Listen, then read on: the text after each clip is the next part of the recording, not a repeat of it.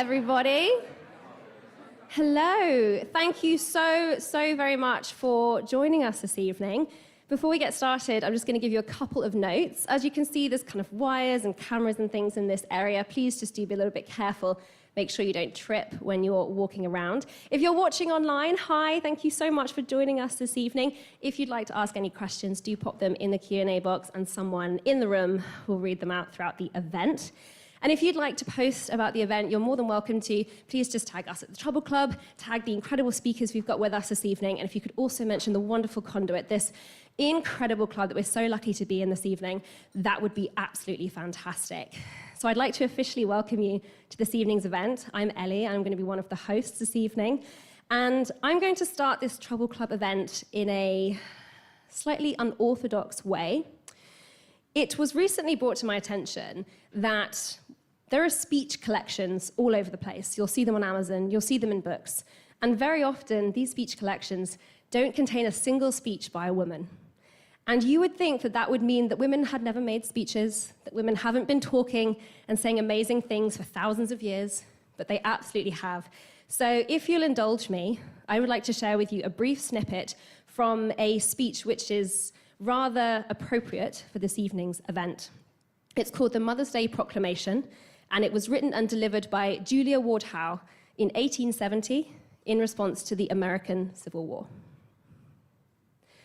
Arise, all women who have hearts, whether your baptism be that of water or of tears. Say firmly, we will not have great questions decided by irrelevant agencies. Our husbands shall not come to us reeking with carnage for caresses and applause. Our sons shall not be taken from us to unlearn all that we have been able to teach them of charity, mercy, and patience. We women of one country will be too tender of those of another country to allow our sons to be trained to injure theirs. From the bosom of the devastated earth, a voice goes up with our own. It says, disarm, disarm. The sword is not the balance of justice. Blood does not wipe out dishonor, nor violence indicate possession. Thank you so much for allowing me that small indulgence. And I'm going to get started with our first speaker of this evening's event. I'm going to introduce them. They're in conversation with the wonderful Hannah Ajala, international reporter. So please put your hands together for BAFTA-winning, Oscar-nominated filmmaker of films such as For Sama, We Dare to Dream, Death Without Mercy, Waad Al-Kateab.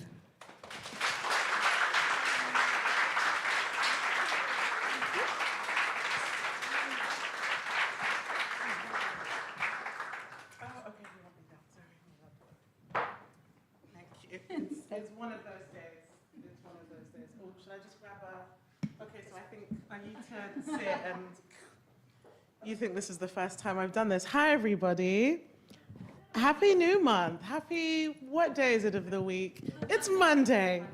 I hope we're all feeling good and well. I'm feeling quite warm, a little bit sweaty. The Hammersmith and City line is not my friend today.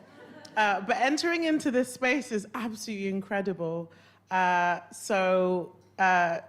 think just learning about the empowerment of women and seeing how the Trouble community is growing is awesome. So a massive shout out to Ellie for that incredible opener and the awesome Francesca as well. And I really look forward to getting into conversation with Waad, who I met a few minutes ago, but feel like I know a lot of because I've just searched your whole life for the past couple of weeks. Yeah, not being creepy, I promise. So I'm going to get serious now.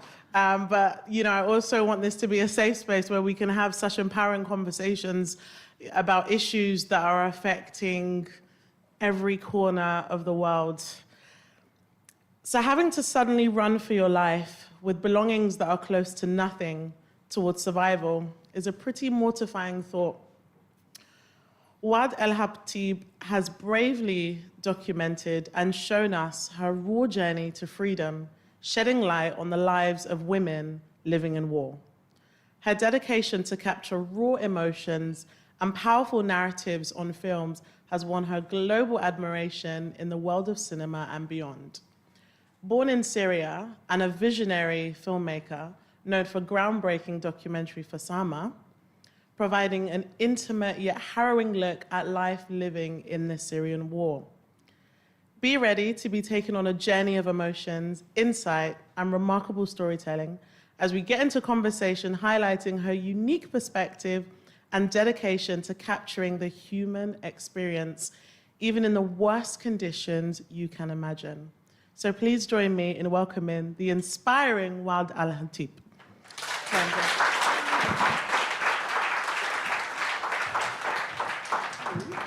Hello, hello, hello. How are you doing? I'm okay. I'm just trying to sit down. I'm too short for this chair. Sorry. Oh gosh, I know. There's so much going on. Yes. I already love our stage presence already. It's like we were playing musical chairs for a second, but all is well. I mean, I think in the several things that I've seen of your work, it's just that reminder that even though being a woman can be testing, can be tiring, if we look at it on a societal lens through travel, one of my biggest loves, looking at the fact that just for being a woman and entering a certain society, you're immediately deemed as inferior without even speaking or doing anything, just for the sake of your existence. And when I see you, you're proof that women can do anything.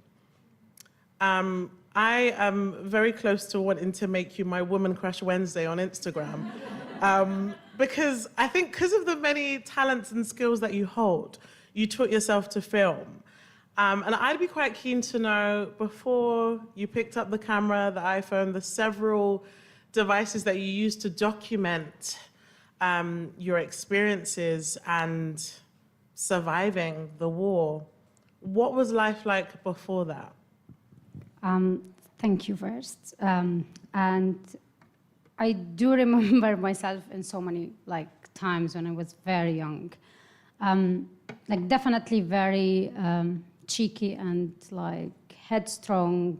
I don't know, maybe the appropriate word in English, but crazy girl all around. I used to love cartoon very much, watch a lot, and imagine so many things that I want to go live that crazy, horrible or challenging life. I didn't see that coming at that time. I was hoping for that.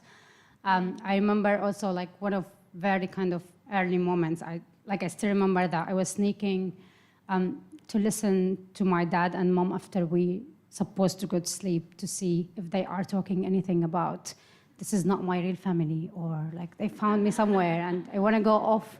We had so many kids cartoon where they have challenge. They go somewhere off. They go and they wanted to do this. I didn't expect this to be reality. So when everything happened in 2011, I do remember how I was so taken by that childhood. I always imagined this. And for us in Syria, the revolution was a dream. It was not even a dream because we couldn't even imagine at any time before 2011 that this would be happening.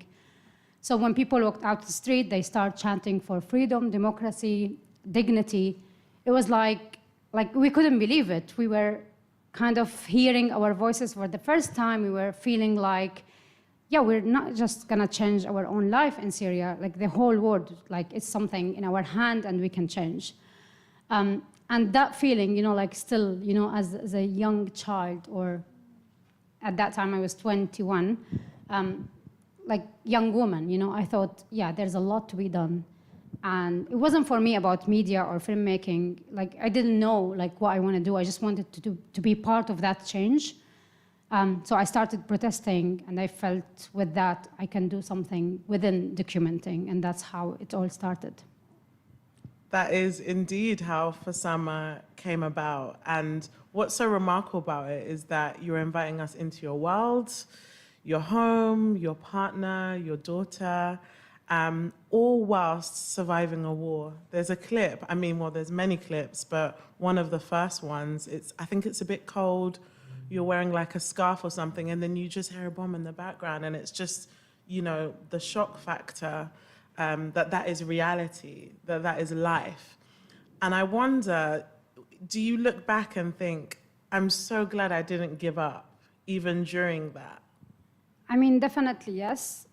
Maybe the main part because I feel like we lost Aleppo, we lost our country, not forever, but for now. Like, I'm no longer able to be there. I'm no longer being there, even with my kids now. So I feel like in some way I managed to protect my memory and everything I witnessed in this documentary where people can go and see and feel. And the main thing I feel like what I wasn't very aware of at that time, which now when I look back, I see like, yeah, I did this because I was a woman. As women, like, we're not shy of everything we go through. We want to face this feeling, whether it was like shame or guilt or like sadness or even happiness, craziness sometimes. So I feel like the main point was like this camera and the whole relationship with that. Like, because I was a woman, I managed to do what I did. And that's part of how I see even the story. But at that time, I had no idea, what I was doing.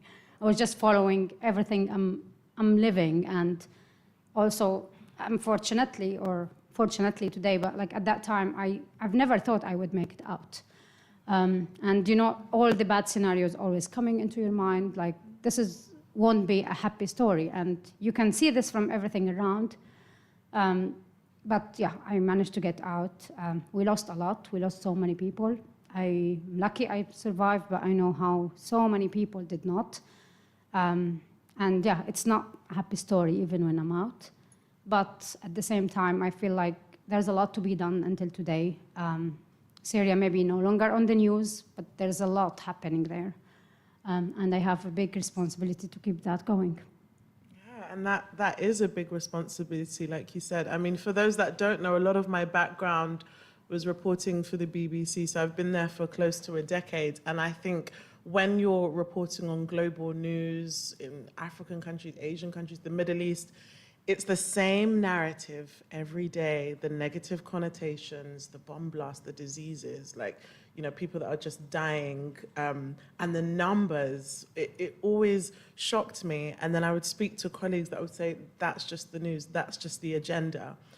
And if we look at a year like this year, I feel like we're in quite strange times due to social media, the infamous AI, fake news. There's so much access to millions of information. Do you think that we're slowly becoming more desensitized to global suffering?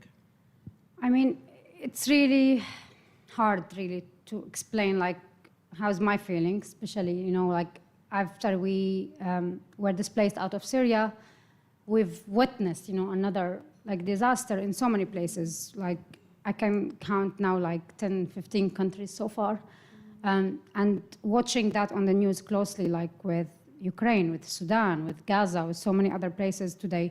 Like, it just feels so hard. And I felt guilt at so many times when I feel like I can't look at this anymore. And I was like, how can me, the people who lived through this, feeling that toward other people suffering? And yeah, I was really feeling bad. And I started to do something sometimes and like, okay, we can do something. And then some other times when I felt like hopeless. And I think so many of us here maybe feel the same, but what I really feel like the minute we feel like people become numbers, whether they are Ukrainian or Sudanese or Palestinian, or like we're losing our humanity. And the fact that if Syria no longer in the news, but today is Gaza, and before that was Ukraine, and like Sudan barely make it to the news today, but the situation is horrible. And again, like so many other places, I'm not counting as like what's going on only now, but like we should keep trying to find a way of telling these stories, bringing people to like what's going on, like connecting with each other as well in different contexts, different situation. And yeah, sometimes we feel like there's no point of all of this, but it must be, like should be a point, and we should make and create this point. And at least, not to lose ourselves within what's going on. I'm going to touch on that in a moment. And I guess I was so excited to get into conversation that I forgot the house rules. Sorry, Ellie. Better late than never. There's wires and some tech equipment. If you see that, please be mindful of that. Sorry, I'm tempted to say demure. It's terrible. We do have a Q&A from our online audience as well. So yeah, really looking forward to those questions coming in. Please post about the event, tag us, Instagram, Twitter, and also a massive thank you to The Conduit for having us. We're going to resume back into the conversation. That was an ad, so yes, it's fine. Hashtag ad. You know, you mentioned something quite key, the fact that, Waad, you're really engaged. I'm pretty sure if you open up any of your social feeds, they will be central to the parts of the world that you care about the most. So I would say to people that don't really have any connection to the Middle East, maybe, you know, don't really like to watch a lot of news because it's quite triggering and horrible to see, how can we, without sounding too cliche, become part of the change that we hope to see? Is it the social media activism? Are there certain charities or places that we should get more locked into? Yeah, I think like there's a lot to be done, and sometimes even like do something here as where you are around you without even being like, you know, like exposed or whatever you wanna do outside there. There's a lot of us activists and people who survived some like context or areas. There's so many people shouting out about how other people can help. There's an amazing charities and people who are doing amazing job, and they kind of are able to do a lot on the ground if you want. And you can do their help, like you can help them through what you're doing here. And I think part of what really means so much to me is the awareness and being open to other people. There's refugees from these countries who are going through terrible situation. Almost everywhere. There's people you can just contact and give them some support online or even here. And I think it's more about our future and what we can teach and open our kids and our new generation mind toward that the world is not just where we live and what's going on at the end of our street.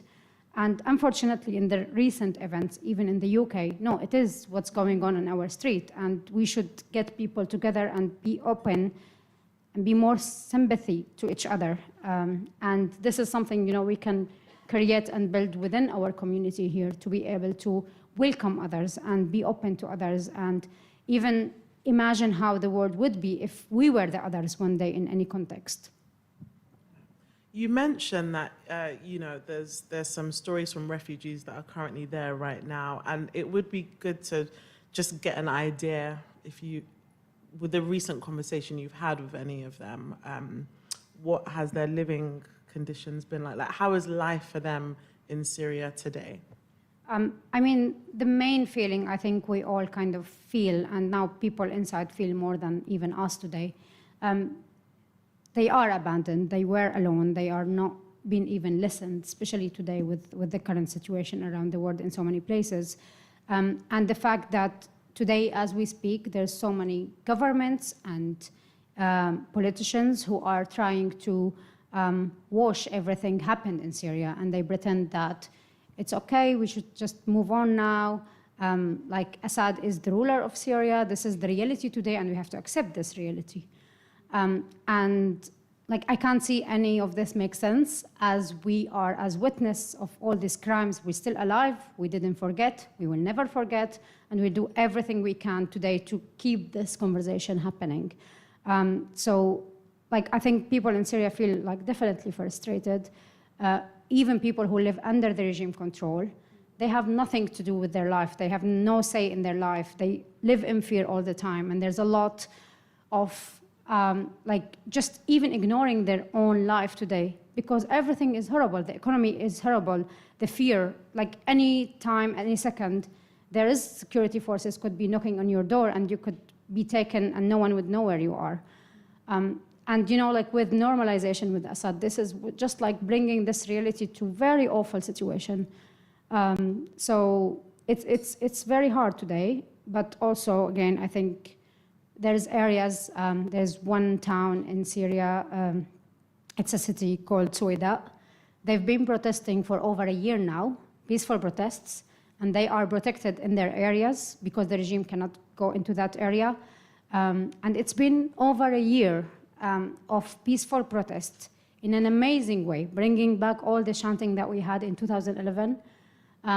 So there's always hope, and you see this young generation who's going out who can really do a lot. And I don't know really how this will end, but I still have really deep belief that, like, this is what happened in 2011. The Syrian revolution is something,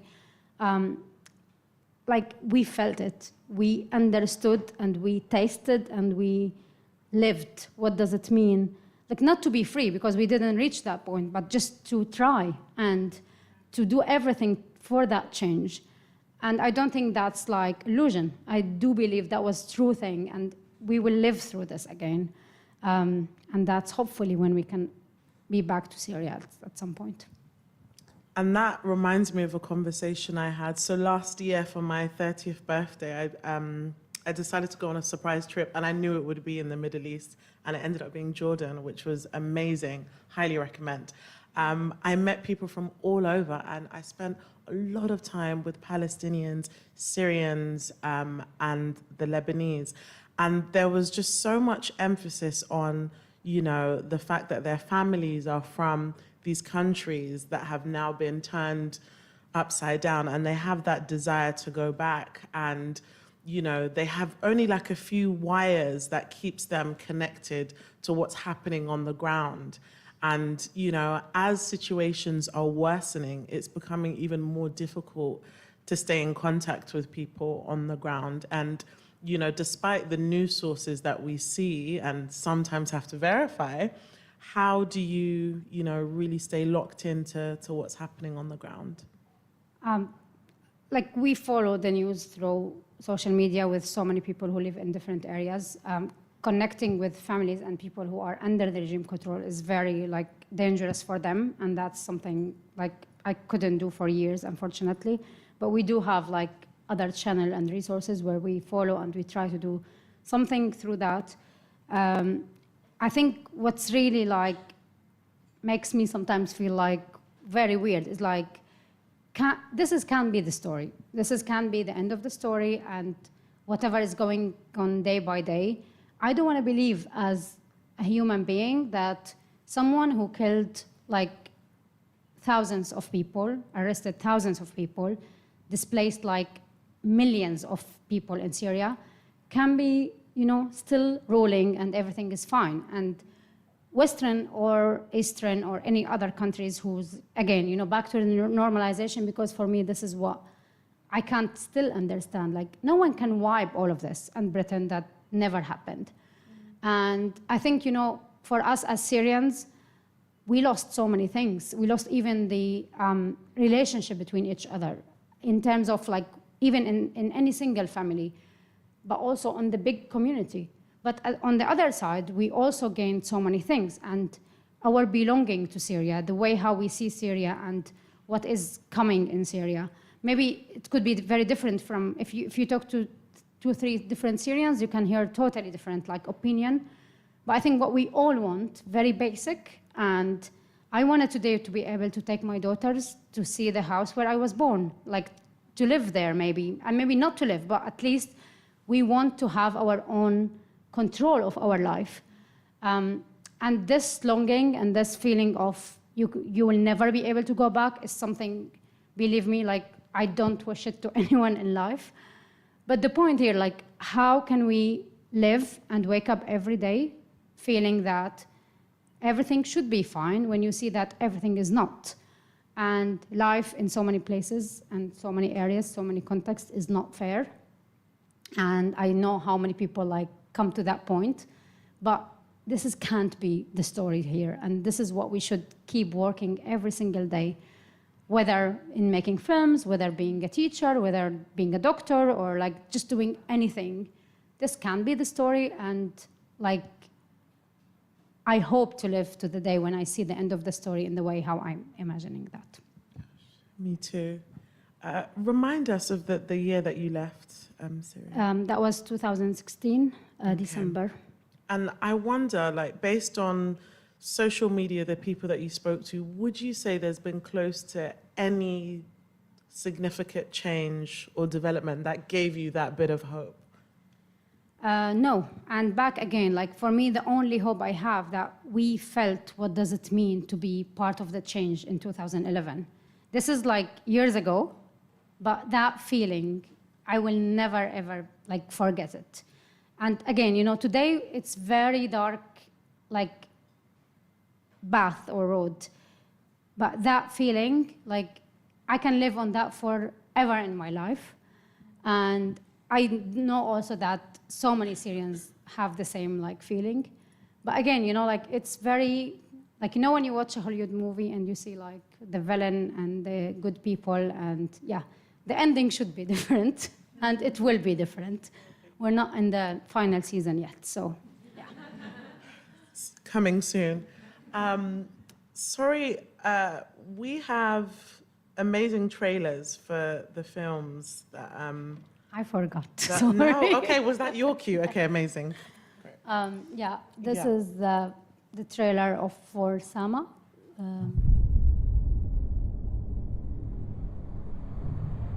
بحلب مدينتي.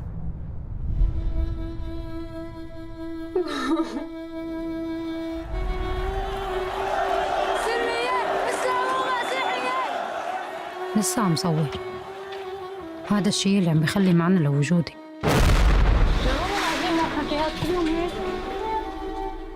ما حدا منا كان عنده أي فكرة كيف رح تتغير حياتنا للأبد.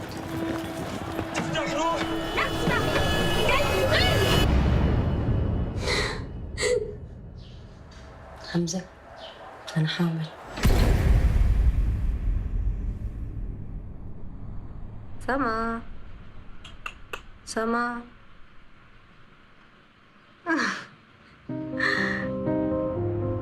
سما، عملت هالفيلم مشانك. بدي إياك تفهمي شو اللي كنا عم نقاتل مشانه.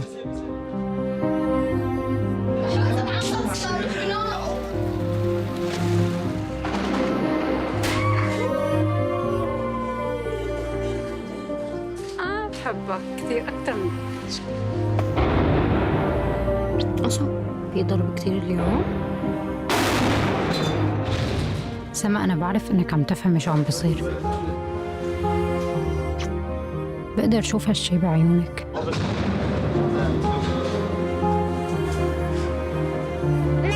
ما عم تبكي مثل أي طفل عادي.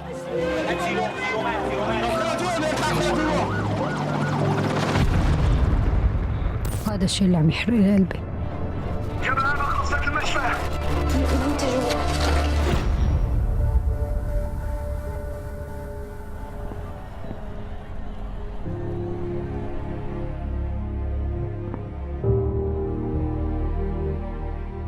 سما، رح تسامحيني؟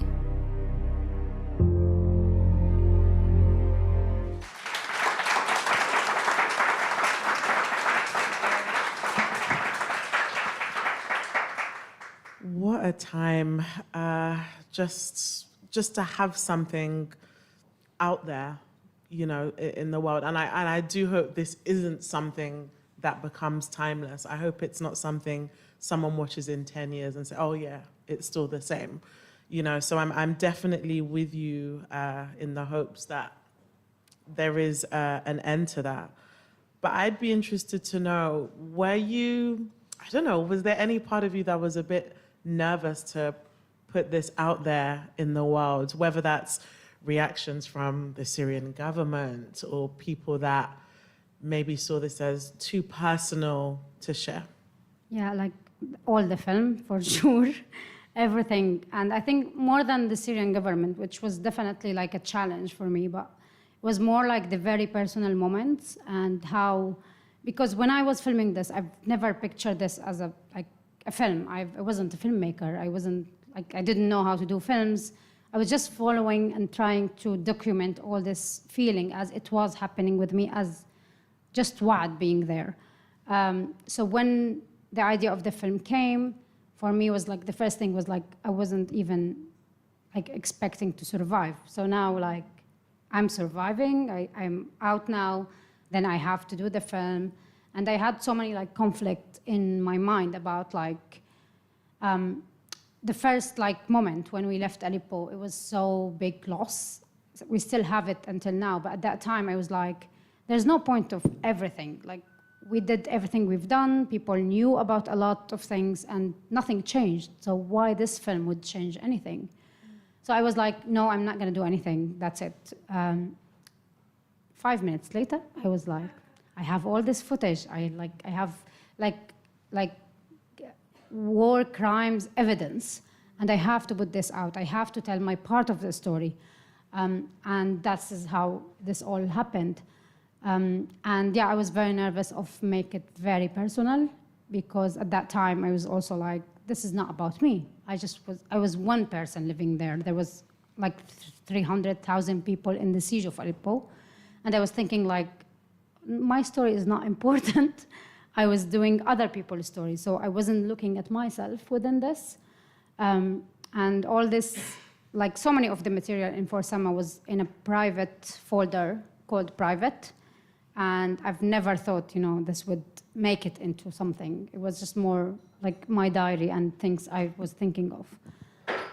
Yeah, so more personal. And I was thinking, how does other women or Syrian people would look at this, especially the people who were with us in Aleppo?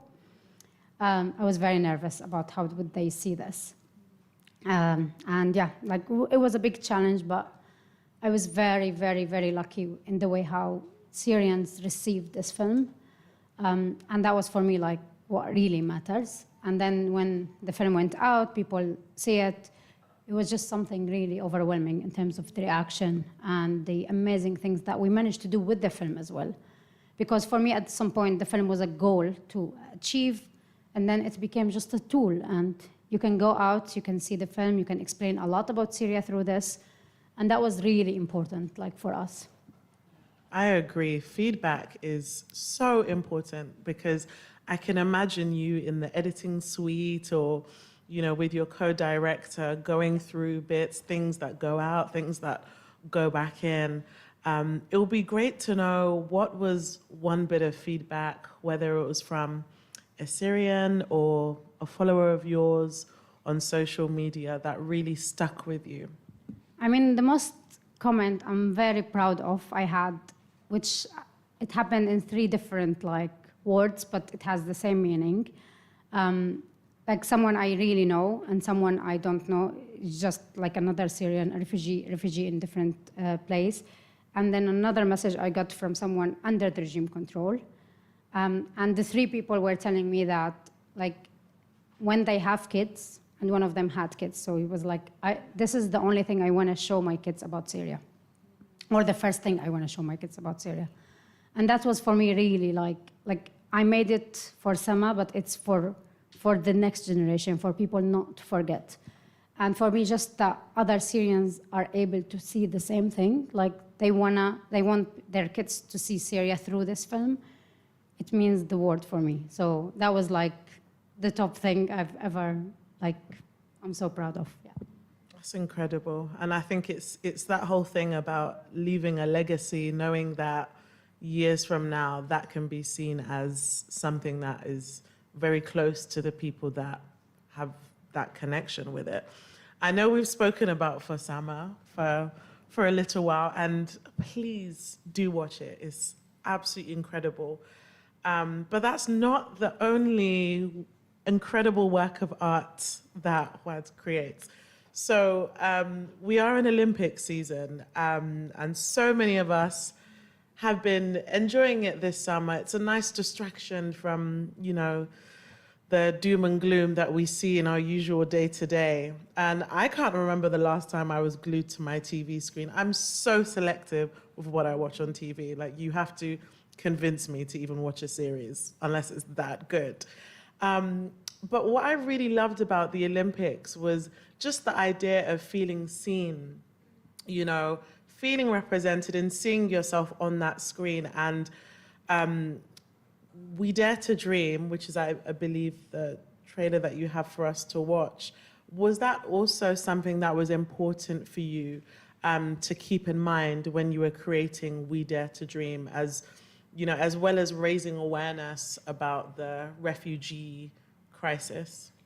So I didn't know why I was doing We Dare to Dream at the beginning. It was after we finished for summer and was out 2 years of touring around with the film. I was feeling I was doing something very important for Syria, and everything was in my mind, like my next film or anything I want to do, it should be about Syria. And I'm not going to do anything else out of that. But then when We Dare to Dream came to me, they showed me a little bit of the stories of these athletes. It was like some random things, like articles or like Instagram posts they posted or something. And I read an Instagram post of an Iranian athlete. She's a refugee herself, and her post was talking about how she left Iran and what does that mean to her. And now I'm just talking and I feel goosebumps about this. It was just so emotional to me to read that, and I felt like we have something in common. We have shared experience, even when our stories are very different from each other. And that's where I decided, I'm gonna do this film. I know nothing about sport. I've never watched the Olympics before. I don't understand anything about that world. But for me, what really grabs me into that, the refugee experience. And again, feeling as well that, I've seen so many films about refugees or even Syria, and I always feel like, why we look like this, why we talk like this, why the story is like this. I always felt really misrepresented in so many shows and TV and fiction stuff. And I wanted to do something different with my very little experience. I had only one summer at that time. And I was not sure even if I'm capable to do a film. But I was like, I'm gonna do this and I'll do my best, at least, to have something out on the screen that really feel me proud as a refugee myself. And that's how I walked into that film. And it went 2 years of amazing journey at the Olympics with these amazing athletes who, it was their first experience and everything. And they carried so much longing and belonging to their countries who they left, and so many fears, so many amazing experience. And they had to put everything on that arena or on that stage where they had to do something really challenging for them because they're not ready as other athletes. It was an amazing experience, and I've learned so much from that one. I feel and I felt with that experience, now my filmmaking even, I wanted to do something only about Syria, but no, actually there's so many things very important, and I can do it. I can get new audience to know about Syria as well through these different films. And for me, this film was not just about the refugee Olympic team who was at that time at Tokyo. It was about the legacy that the team could leave, about other refugees all over the world who they don't even have that experience of being sport, or they don't have even a ticket in their hand to see hope in their future. So yeah, I really hope you can see it. And the trailer is about actually not this film, it's about the next one. So yeah, we'll talk about it in a second.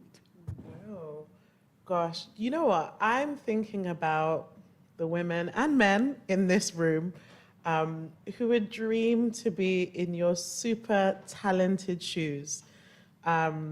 From the award nominations, co-directing with Angelina Jolie, no big deal. It would be great to know of 2 key tips that you would give to people that want to grow more creatively, and maybe some filmmakers as well who really want to grow in their art. I can talk a lot, but without really I don't know what is right and what's wrong. I can tell you what I've been through, what I managed to kind of push through, but as well, like in this world, like there's a lot of other experience which tells you the same thing, and it takes you into different like areas. The industry is very challenging and very hard, and I've cried in the last 5 years, I don't know how many times. And I felt in so many places like surviving a film and making that film was harder than like getting out of Aleppo. Oh my God. So it was like not very like, you know, and we're really like, I was so tired with every film I was there. But I think what is really my only maybe advice or something is like really to follow your heart in what you're working on. Like, there's so many people who would give you comments and give you like their experience, and there's very big experience, producers, directors, whatever. It's all very important, but what's really important is what you really believe in and how you really should follow what you think it's right.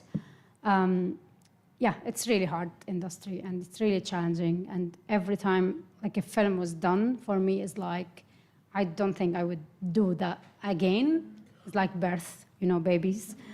So yeah, but then we do it again and we love them and we grow them more and yeah, we do more films, so yes. We just love stress. I love it, but it does pay off. One of my favorite sayings, short-term pain, long-term gain. That's the hope. I feel like I may have been speaking longer than I meant to. We've got a couple questions left, but am I right? Well, sorry, questions from me to Waad, but am I right in saying one left and then probably get onto the Q&A? I have the nod of approval.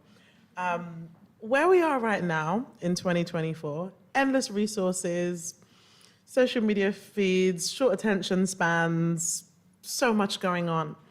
Where do we go to source or find organizations, movements that are actively working towards hostile environments worldwide? Because I love what you said, Syria will always be in your heart, but through your work, you also want to raise awareness about it on a global perspective.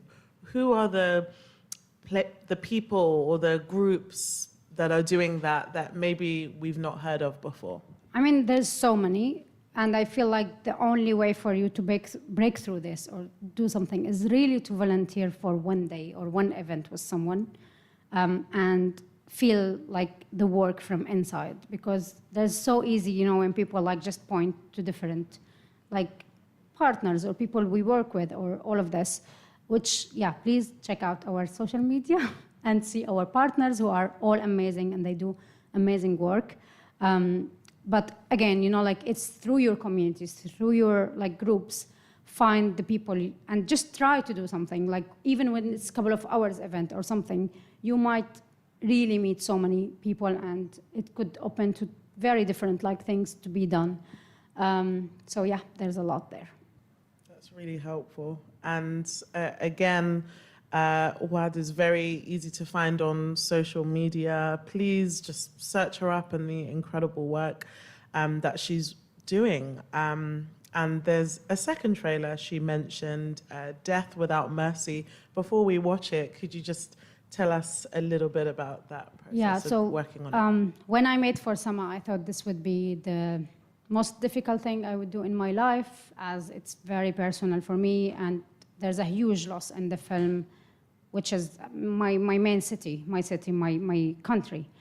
And that was 2016. And then in 2023, there was a big earthquake which hit Syria and Turkey. And the area which was affected was south of Turkey, which is very close to the Syrian borders.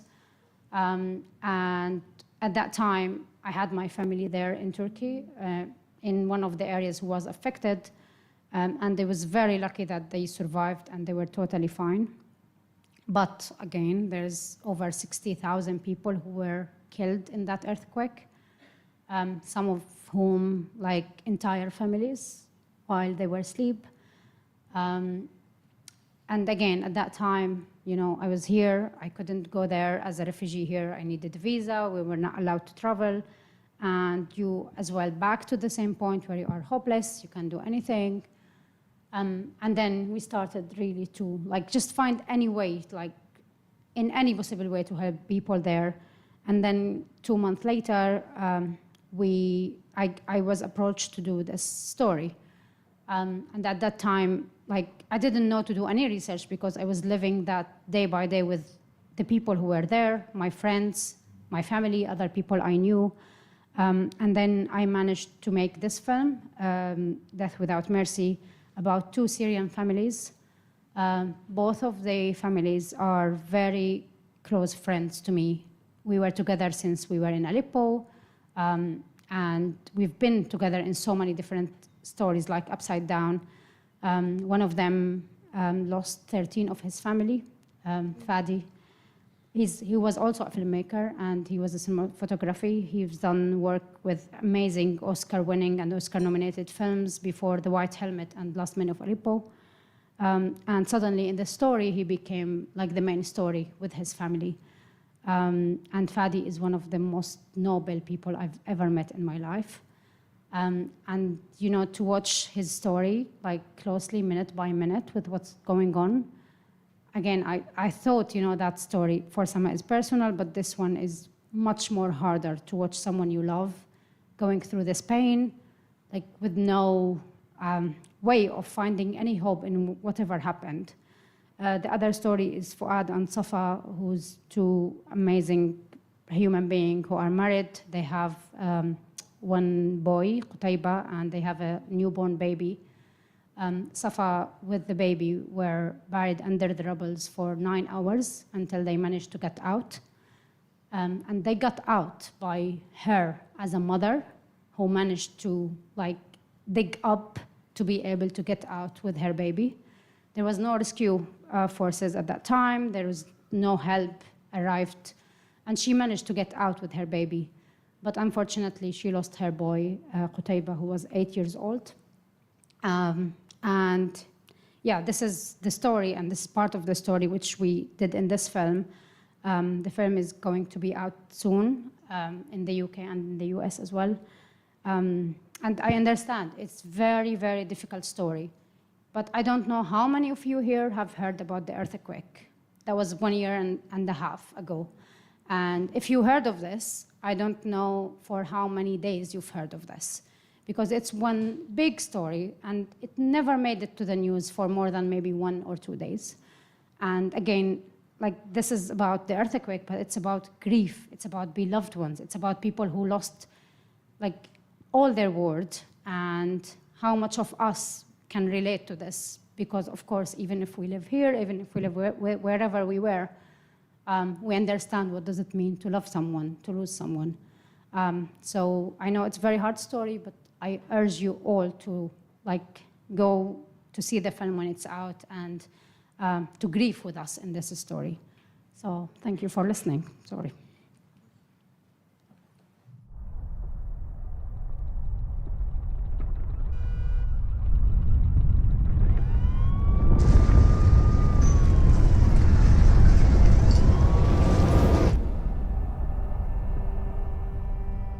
خلوين ساكنين بالخراب ليه كمان كلها وقعت فوقنا. Çığlık seslerini duyabiliyorsunuz. Hala deprem oluyor. Buradan çıkacağımı zannetmiyorum. In southern Turkey, buildings crumble like sand. They simply don't know how many people may still be trapped. Buradayız, merak etme, geliyoruz. أنا دعيت الله بس يطلع لي واحد، بس واحد. أقعد أقول له ماما لسه عمرك 40 يوم، أنت حرام تكون بالحجر. Bütün idare sorunu. Ne binanın malzemesi denetleniyor, ne de projesi var. Devletin önlem almamış olması çok kötü bir şey. 50,000 lay dead beneath the debris.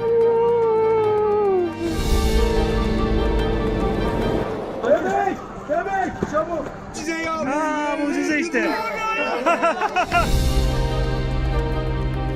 Adaleti sağlamak çok zor. إذا بدهم يعطونا عدالة ينقذوا الناس التانيين.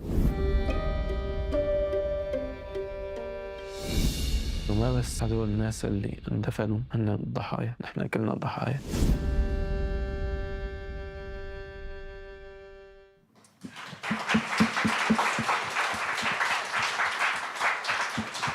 Thank you for that, Waad. And yeah, we will definitely, I'm sure many of us will be keeping our eyes peeled on the release of this. So thank you so much. Thank you.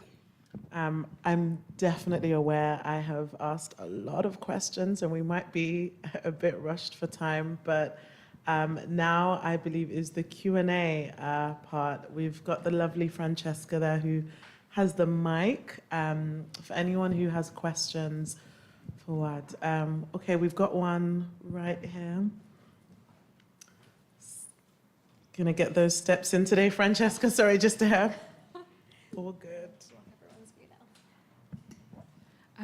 Thank you for sharing all of this with us tonight. I feel as though in the last few years, especially in the last year with the ongoing genocide in Gaza, it feels as though the West has awoken somewhat to its own complicity in the violence around the world. And there have obviously been there's been a huge rise in demonstrations and engagement in the cause and everything. And there's also been a lot of like inter-community discussions and infighting about, what's performative, what's actually helpful, the despair of like seeing all the efforts and then like our politicians continue to do what they're doing and they continue to lie and they continue to wage war. And is there anything from your perspective that the Westerners could be doing better, as like it's our tax dollars funding this, we're in the heart of it and we benefit from it? I mean, to be honest, when the war happened in Ukraine, first the invasion, I was very shocked and I was very traumatized again with everything happened.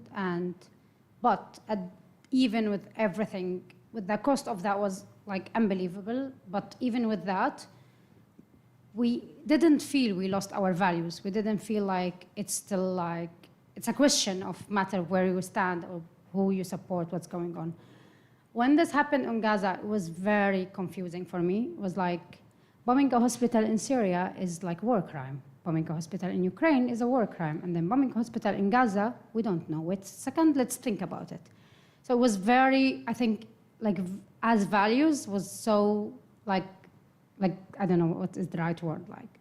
So, and I don't see a way out of this more than just shouting. Like, I don't know what we can do else, but we should just keep shouting, keep talking about it.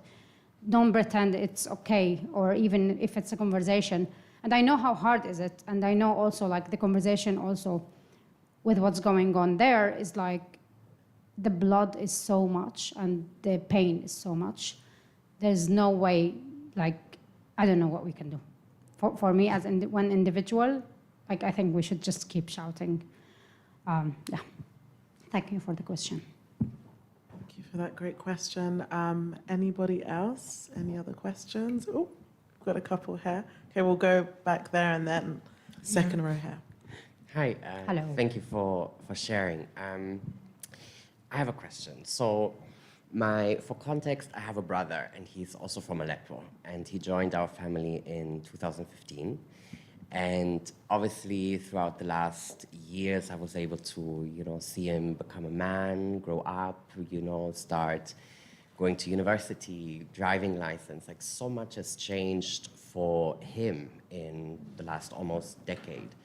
Yet, the stories that he sees, that I see, that all of us see, remain often the same. It's the same pictures, it's the same fear-mongering, it's coming out of the same place. So I've been thinking a lot recently about what might be missing. What are the stories that are potentially unheard? And I often go to talks like this, and there's always an incredibly impressive person like yourself. And I just wonder if you have any insight or advice into what it might be that's lacking in these stories that we see, or what is not shared enough that might move people's hearts to actually change something or to perceive the situation differently, to go out on the streets. And yeah, that's the question. Thank you. Thank you for sharing as well about your life.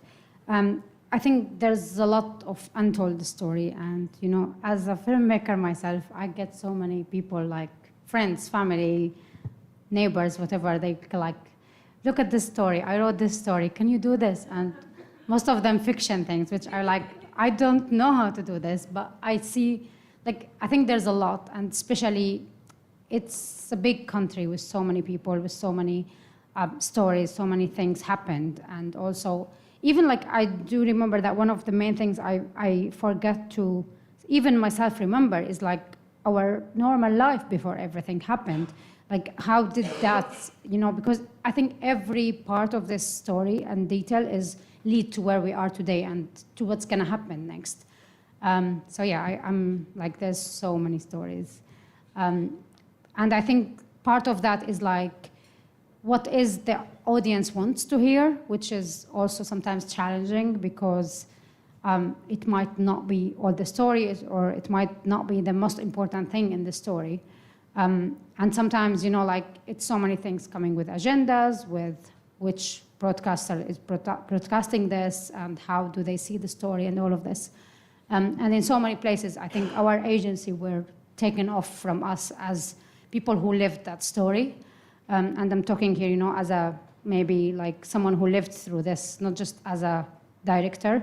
And I managed to get back part of this because I was the director who lived through this.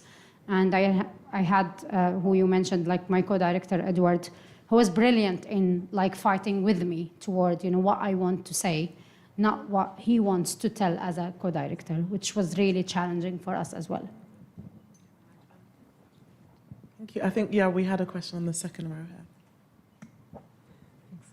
here. Thank you for your courage. That's really one thing I wanted to say. I was wondering what your experience of being a woman and a mother, bringing this message to the world through your films, really hit people differently from being a man, for instance, or having this perspective as a woman. Yeah, I think that was something I've never thought when I was inside Syria. Like, you know, you live day by day, second by second, you're just focusing on this moment. You're trying to be a good mom at that very horrible situation. But at the same time, you know, like nothing is right, nothing is good. I think what I felt when For Summer was out is like when it was shown into so many places, like when other women reacted to this in the way how, yes, we do understand each other, even if we live in totally different worlds, even if our experience is totally different, there's something we can connect as women or as mothers. And that was something really helped me a lot because, you know, I feel like the support, I feel like how this is a more collective feeling because whether you live in the US, in the UK, or in Aleppo, when you have your first child, you don't know how to put the like situation. It's really challenging. So everything else above of that, it's adding to that situation. But that feeling of being responsible for someone you really love, someone you can't even like protect, or you don't know how would you protect. So I think that was something very important within the experience. And it allows the film to go beyond just Syria. And that's what I didn't really like get at the beginning. But then when the film was out, so many people, when they've seen the film before they became parents or because they've become family, it was very different for them from after. And I've got some people who were telling me this, which was very, for me, like, oh yeah, really. But it's us because we connect as a human being, because we see how much we are similar to each other, even when everything is different. So I think that was really like important point I wasn't thinking of before. I think we've got time for one final question, if anybody has one. Okay, perfect. Thank you so much for coming and sharing. I was wondering, since you have seen so many terrible things and a lot of your work obviously does center around so much tragedy and pain, apart from channeling that into your work, do you have other coping mechanisms? Because I'm sure lots of us here find it really hard, not even being part of it, but witnessing and seeing all the horror. How do you learn to live with that and deal with it and carry on? Thank you. I think the film helped me at some point. I wasn't sure how did that like all happen, but I think my belief as well that this is a good cause. And the point here, like, it's not like I'm okay with what I'm going. and what I'm doing. I'm not living my life normally. There's a lot of challenging within the day and night specifically. But I think the point here, like, there's guilt with what happened. There's guilt that I survived and other people did not. But also there's a big feeling of this can't be the story, and it should be different, and I should do my part even when I know that maybe I did not lead to anything different. So my feeling, I think, toward, like, something should be different. I should wake up because I want to do something. I think my kids also helped me a lot because I do have a physical human being who they have to live in a better life than we lived. My husband helped me a lot, who was always supportive in every corner in my life. And I feel the love from my family, from the people who we lived with us in that situation. Some of them are still here in London, and we do have this amazing group of people who we just sit down. We don't need to say anything. We don't need to explain anything. And that's, I think, helped me a lot to survive. So sometimes, it's really difficult to deal with what happened, but there's a lot of things to be done more, and there's a lot of gratitude for the people who were with us along the way, and they still until today. Gosh, I wish we had longer, but we don't. But Waad Al-Kateab, thank you so much, honestly. Amazing.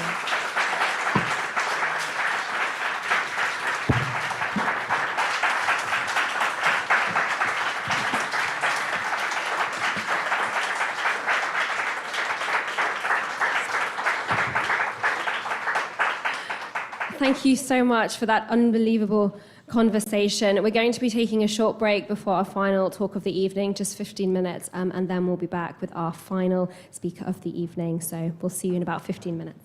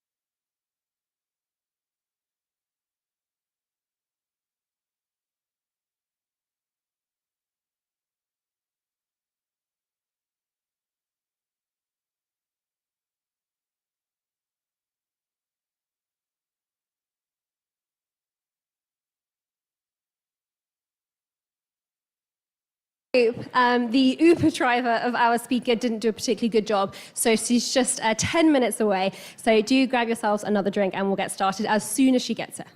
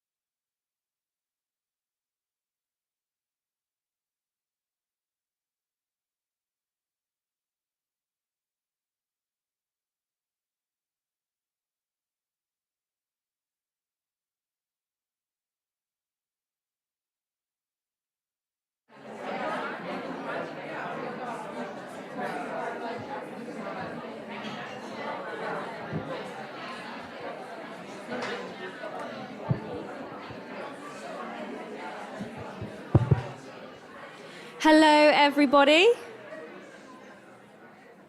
Thank you so very, very much for your patience. If you could take your seats, we're going to get started with our final event of the evening. So I'll give people a little bit of a minute just to find a spot. There are lots of places at the front here, by the way, if you're standing. There's lots of little places over there as well if you want to come and scooch into one of those seats. So we're going to get started.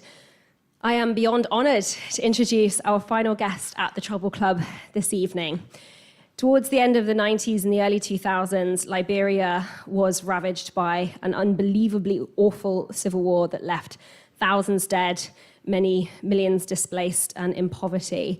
And peace was achieved, finally, in no small part because of the woman who's about to join me on stage. Please put your hands together for Nobel Peace Laureate, women's rights advocate, founder and president of the Bowie Peace Foundation Africa, Leymah Gbowee.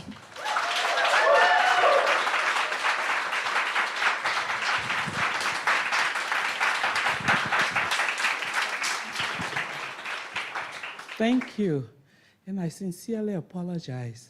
I hate to be the stereotypical African being late, but I found myself at Conway Hall instead of the conduit, and the taxi driver was amazing. He waited to ensure that I was in the building, and once it didn't happen, he brought me here. So I'm usually not late. It's absolutely fine because there was a long toilet queue, so it's really all right. Also, the conduit's not on Conduit Street, which is a little bit tricky, but it is a wonderful venue, so we're very, very happy that it's here.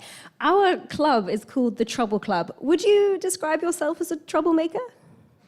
I think so. I know so. They say so.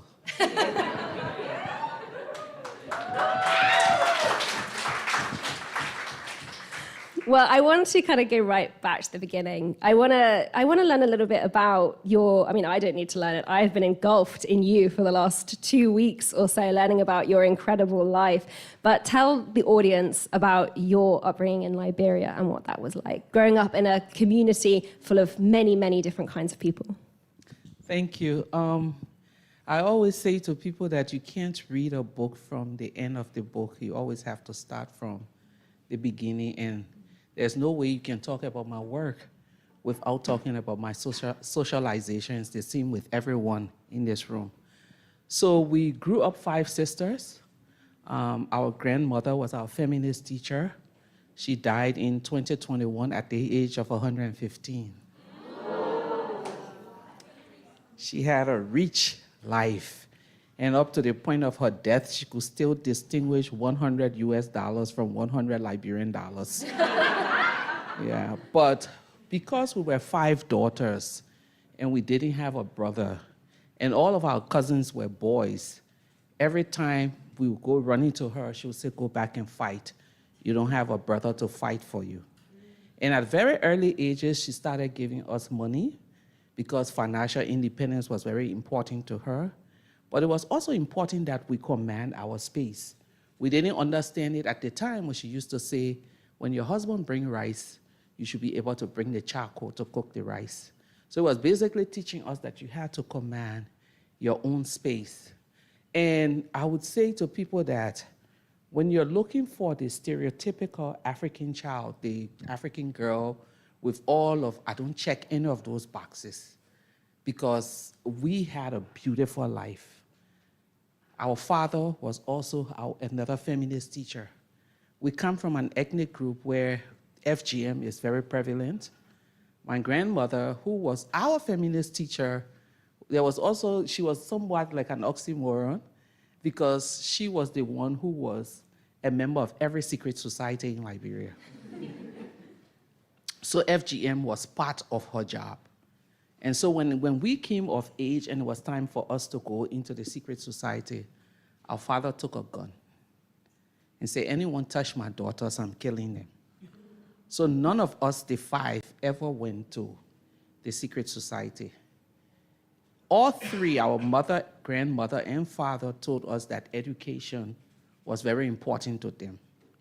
So they sacrificed and sent us to some of the best schools that Liberia could boast of. But we also had voice. Like literally we're allowed to speak. My father had a way of saying if you got in trouble, he would interrogate you. Tell me why you did it. And he said, because I felt like it. Why did you feel like it? My mom, on the other hand, would be holding her belt and say, just let me deal with this child. So we really had a balance growing up. Interesting thing is that both parents were only child. My father was an only child. My mother is an only child. And then they had 5 daughters. And so we had a voice. At a very early age, I would question injustice. I didn't know it was injustice, but we had an uncle who would beat his wife. And I would just go off talking with my grandmother. Why can't the women come together and beat him one day? And then she would say, we've tried, but your aunts love him. And there's very little that we can do. And I went to a high school. First, we went to, everything about our life was, so we live in a community with Muslims and Christians. We celebrated all of the holidays. My grandmother's best friend was a Muslim, and she was a Christian, so that we had no distinction. We had a beautiful childhood, if I may put it that way. Some days I look at my children and I feel sad for them because the Liberia we knew was a Liberia of community. If you stayed in someone's house past 5 p.m., they gave you a bath and put an oversized t-shirt on you to send you back home. And then the war came, and that war came and challenged everything that we knew. The war started one day after my high school graduation, and we didn't take it seriously until it took over. But when we were growing up, we were socialized to believe that the adults would care for the children, the men would fight for the women, and everything. We had order. And then all of a sudden, there was no ethnic indifference and no religious indifference. Maybe people say rich people live in a bubble. Imagine poor people living in a bubble. That was our situation because we lived in a bubble. We didn't know who was hungry. So somewhere in between finishing high school, my parents built their dream house, and we had to move from the community we were born in. And then we went to this next community that opened our eyes somewhat to the poverty and the injustices that people were speaking about. Because in that community we live in, everyone would share their meal. If someone died, everyone put money together to bury. Then we get to this new community that's supposed to be sophisticated. And the first thing we met one morning were 2 little children coming to us with empty bowls to say they were hungry. My sister and I were like, what? And so we started feeding them, and for years, for months before the war, that was like our duty, feeding all of the children, because that's where we came from. So when the war came, everything that we saw was very strange to us, and that made me very angry. And we're going to come to how the war changed so much, and as you say, really changed the structures in society and the community feeling that was so prevalent before the war. But tell us a little bit, as you say, it started the day after your high school graduation, but on your high school graduation day, what kind of life did you see for yourself on that day? Girl. It was a beautiful celebration because I am like a child of the community. Until today, I still pride myself in that, being that person who all of the older women will send. My siblings were nice, but I was like the social butterfly. I was all over the place. And so on my graduation day, so we had 2 graduations in succession. My sister's graduation was the day before, and my cousin graduation was the same day as my sister, poor her, because he was the only boy. And so everyone wanted to go to his graduation. Fortunately for her, his was down the street and hers were up the street, so we kept moving back and forth between graduations. But my graduation was just me. All of the women in our community, they put money together and they transported themselves. They came with pots and pans and drums. And they made a song till today. I can still hear it. I didn't understand what they were singing in our native language, but all I could hear was Leymah. So as they sang, they chanted my name. It was extremely beautiful. And then somewhere afterwards, our father decided to throw us a big party. And that party, we didn't have a big house. And we're celebrating 4 high school graduations, my sister, myself, my female cousin, and then my male cousin. So all of our friends, my friends, couldn't fit in the space. So the party spread into the entire community. So the adults left our house and they were to the neighbor's house. One house was where the food was, another house was where the drinks was. And people danced, the dancing flooded from inside our house, outside in the sand. And it was just a beautiful, really beautiful celebration, yeah. You've painted an unbelievably wonderful picture of the community that you grew up in, and that does sound like quite a party, I have to say. It's just, but unfortunately, this huge tragedy was kind of looming, was just around the corner. And I hate to kind of turn the subject, but it's so important. Tell us, when did you start to become aware that there was violence taking place within Liberia? I mean, we were really sheltered, really, really sheltered. My oldest sister worked in a hospital. So she would come home and talk about children who were thrown in the well by the regime, group of children who were killed. And every time she would question, because my dad worked with the government and he was literally, we have the National Security Agency, so he worked with the agency. So he obviously knew everything that was happening. He would just say to her, can you just shut up? None of those things are happening here. You've been radicalized by your boyfriend. You need to stop. You know how we say to our young children, now the Gen Zs and all of them, when they are woke, sometimes we, the adults, don't want to. So my father was like, stop, you don't know any of these things happening. And she would talk about it, but we were just, I was basketball loving, partying, young lady, never really thought about anything. Also, one point I have to make is that as we grew up, we never saw the dead person. We were never allowed. So if death happened in our community, they would take all of the children to one house and they would put the charcoal here, because by our cultural belief, the dark charcoal would blind your eyes from seeing the spirit of the dead person. So my first time seeing a dead person was 1990 July.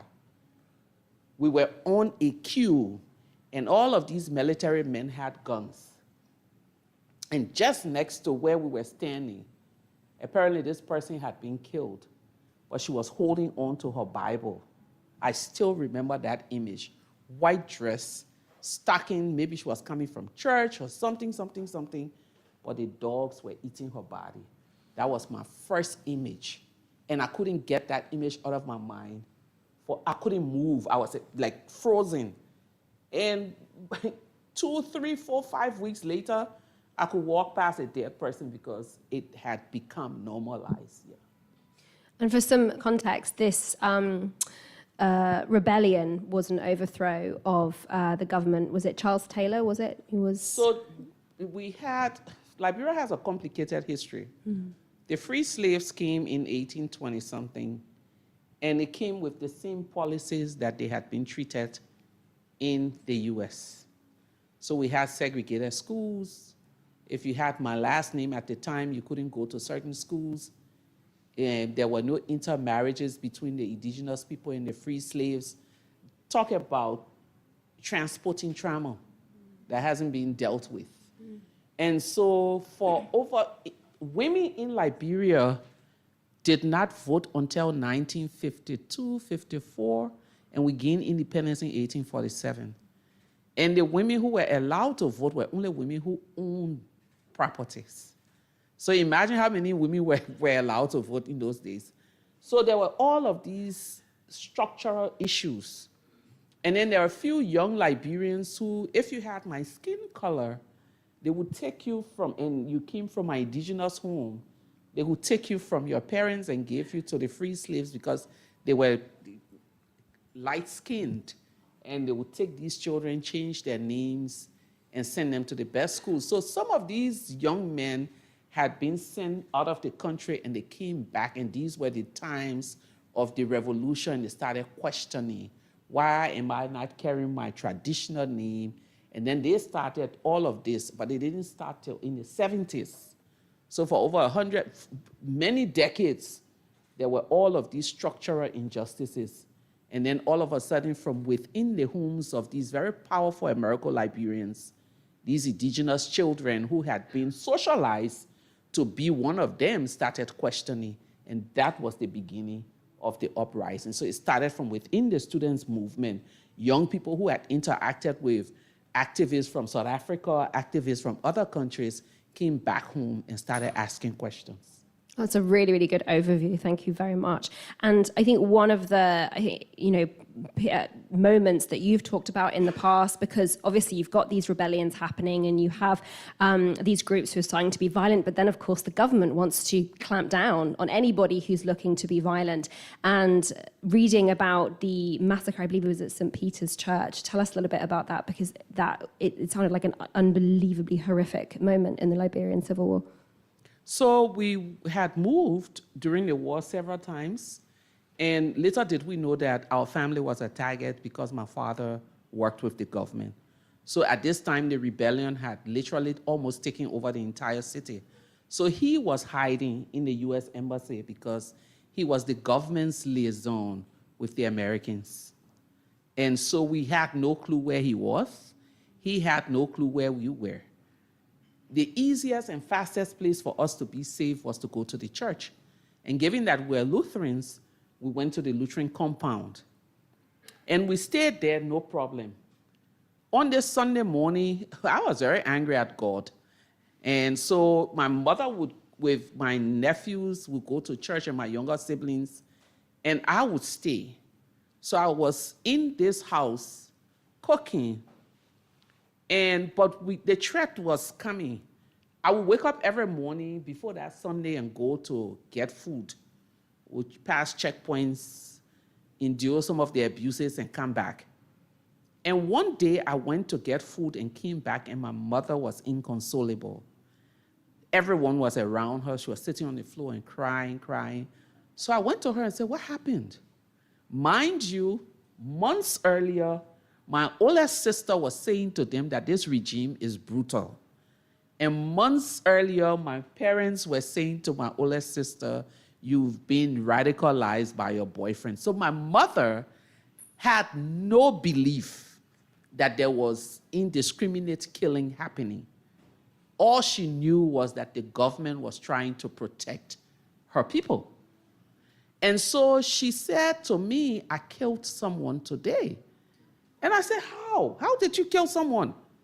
And she said she got up, she was sitting, and she got up to stretch. And there was this wire fence between, and she saw this man rummaging through the garbage. And she asked him, "What are you looking for?" He said he was looking for palm kernels. And she said, "To do what?" Because in as much as the war was still raging, we had food. And he said, "To take home to eat." And my children, so I would crack it and would chew it and drink water and sleep. And she said, "You don't have food?" I said, "No, Ma, there is no rice anywhere." And so she said, "I'm coming." So she went inside and poured some rice. In those days, rice was called gold dust, in a bag, and tied it and handed it to him. She could still see him walk like from here to the back, and a truck came and stopped and asked him, "What do you have there? Who gave it to you?" She's standing there, he's standing there, and refused to say who gave it to him. And they shot him in close range and took the rice. And she's watching everything play in front of her. And so that was the beginning of her seeing that all along, her and her husband had been working for very devilish people, for a lack of a better word. So this was the beginning for her. So then on that Sunday, we're staying in this house, and this guy comes to me and said, "Come, we have been surrounded."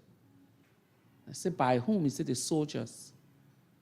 So the soldiers came into the compound, rounded everyone up, and I'm standing very worried because I have on very short shorts, and I'm 17, And if you think I'm good looking now, I was really good looking then.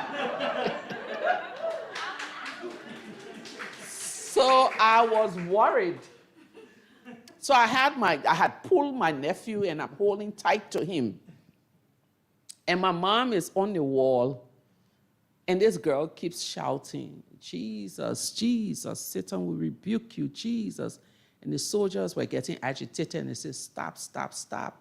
And she kept going, Jesus, Jesus. And they slapped her. And she slapped the soldier back. And he pulled his gun. When he advanced, my mom is standing right behind her, and this guy is standing on his side. So as he, advanced the gun, this guy has a baby, and he lifted his arm to change where the baby was. And as they shot this girl in close range, the bullet hit his hand. If he had not lifted his hands, my mom would have been hit. And so they decided to clear all evidence of this, and then they started rounding people up. So they carried a first group and killed them. Came back for a second group, carried them and killed them. And we're sitting in that room. And all of a sudden, this guy who used to date my aunt is from this ethnic group. So the whole entire war was based on ethnicity. So he walks into the compound in white coat, faking to be a doctor. And the soldiers asked him, and he said, my sister-in-law and her children are here. And because he speaks their language, they say, go and take them out.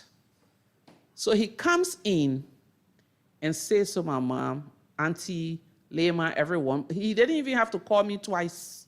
I was already standing with the children. And my mom was like, she wasn't going anywhere until they released everyone in the room. Talk about the originator of the Trouble Club. And as she was saying that, I was going because So I have all these young children and I'm moving with them. And then they said, okay, let all the women and children go. And we left. And then the guy said, you all should not come back here tonight because the group that is coming tonight will be deadlier than us. Later did we know that they were speaking about the church. That night, we were far away, and all we could hear was the wailing.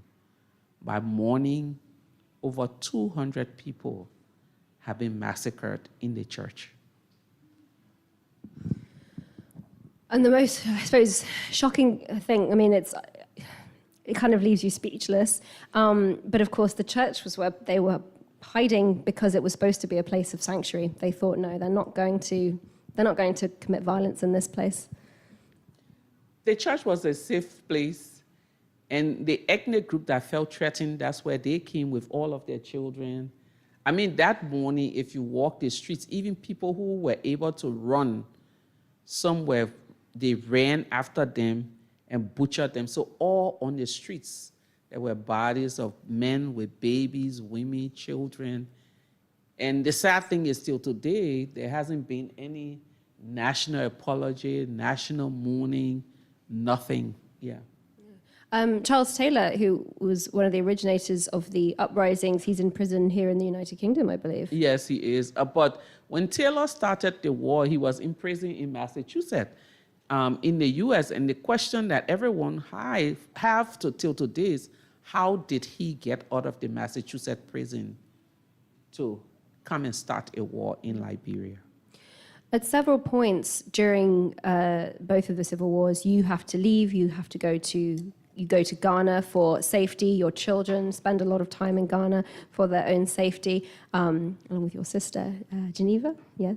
And so what is it like leaving your country when it's in the middle of a horrific war? You leave, you get out, and you are arrested in that moment. So the image, and let me say this, that's why it's very difficult for the diaspora community to ever really fit in. Because everyone who leaves, they are arrested in the moment of their departure. So you are frozen in time. When you talk about home, you talk about that moment when you left. And so that was our experience when we went to Ghana. We were frozen in, we want to go back home. We want everything to be okay, you know. So, and then we get to Ghana and we're given an unfinished building and no mattress. Those were the days that UNHCR was still struggling to figure out how to do refugee matters. And I think they're still struggling. They're still struggling on a more serious note. But no mattress. And like literally my mom is, when I think back about her, she's a superhero. Because this woman would just glide into a new life without looking left or right. So we get this unfinished building. She's looking around for things to put to the window until she can get to town to buy screens and nets. And then she starts to cut the grass. And every time she cut the grass, I say, don't burn it, pack it, don't burn it, pack it. And one day she had several different bags, sacks, old sacks, and she sews it, and she's made herself a mattress. You know, so then we're basically seeing this woman not being depressed, not crying that my life is, but has adapted to this. And so all of a sudden, I started making donuts to sell as a means of buying sanitary pad, and my sister was pregnant to help her. And eventually, I was the only one making donuts, so I had to wake up like 4 in the morning. By 7, everything is finished, and people are saying, can you make more? Can you make more? So that was how we really start to adapt and to adjust to life. But it wasn't like a very easy life to adapt and to adjust to, because we came from a little bit of privilege. Our parents had done well. By the time we were finishing high school, they've moved to their dream house, you know. So it was a bit difficult, but parents are leaders. And so when we saw our mother just take on this new role and never cried, never complained, and we know that she cried when she went to take her bath because she didn't want any one of us to feel bad, but we too just stepped into that role. But one of the most important things I think that made it easy for us as refugees was that we had each other. So we'll sit and laugh, we'll do this, and then also, I was still angry at God, but my mom would not give up her faith in God. So it was always, wake up, let's pray. Things are going to get better one day. But after a year, I was like one of the first students to get accepted into the nursing school. But I decided to go back home because, again, there was this yearning for home, yearning to go back, and I went back to Liberia and left my mother and my siblings back in Ghana, yes. But I would go back many times afterwards when I had children, and eventually my children lived in Ghana, went to school there before they moved out of Ghana, yeah. So as you say, yeah, you returned to Monrovia. It's a very different world from even the one that you left. There's so much poverty. There's a huge amount of destruction that has taken place. Tell us a little bit about that, and also beginning to work within social work and at the trauma center. Tell us about that and how you came to help people begin to recover. So one of the things that happened when I went back home is that I met a friend who had been going to this church. And the friend invited me to church. And so gradually I started finding my faith back, my way back to God. And I tell people that there's no way that you can do any work of healing anyone if you are wounded. The description that I give it is that those of us who find ourselves in a helping field, just imagine you have a sponge. You know the sponge we use in the kitchen.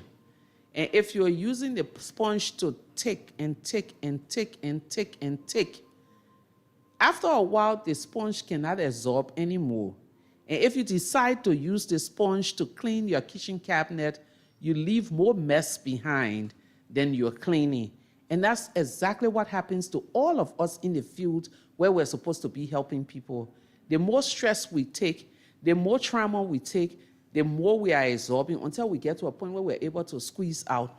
So I did not know it then, But when I started going back to church, finding my way back to God, it was me squeezing out the anger, squeezing out everything. Eventually, I started a Bible study group for women. That was the first thing I started. Because in my community, most of the women had different problems. I didn't have anything, so we just come together on Thursdays, pray, and then talk to each other. And then next thing, I saw these 5 little girls who were always huddled together in the neighborhood. And I interrogated them. They were the only ones who had not had sex with soldiers. The boys in the area were praying. Their parents were pushing them. So I took all 5 under my wings and started sitting with them. I didn't have a dime. So I would do popcorn and Kool-Aid whenever I had money. And we'll talk about bodily integrity. We'll talk about the importance of education. And then that led to a friend telling me, you know, there's a program that the UN have started for basic social work, and they pay people to go to school. So you should apply for that. And I went and applied, and that's how I started the work, the theoretical or whatever professional aspect of it. But I just enjoy doing, and then I was in an abusive relationship at the time.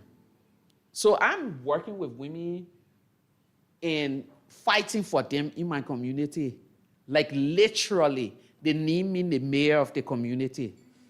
Because I would take a cane and run after a man who beat his wife. But I was being abused that night. And I would not say to anyone, I was living abuse and working and helping people, but it gave me so much satisfaction. It's almost like what I couldn't do for myself, I was helping others do. Eventually, I broke free from that relationship and started a whole new journey. Yeah.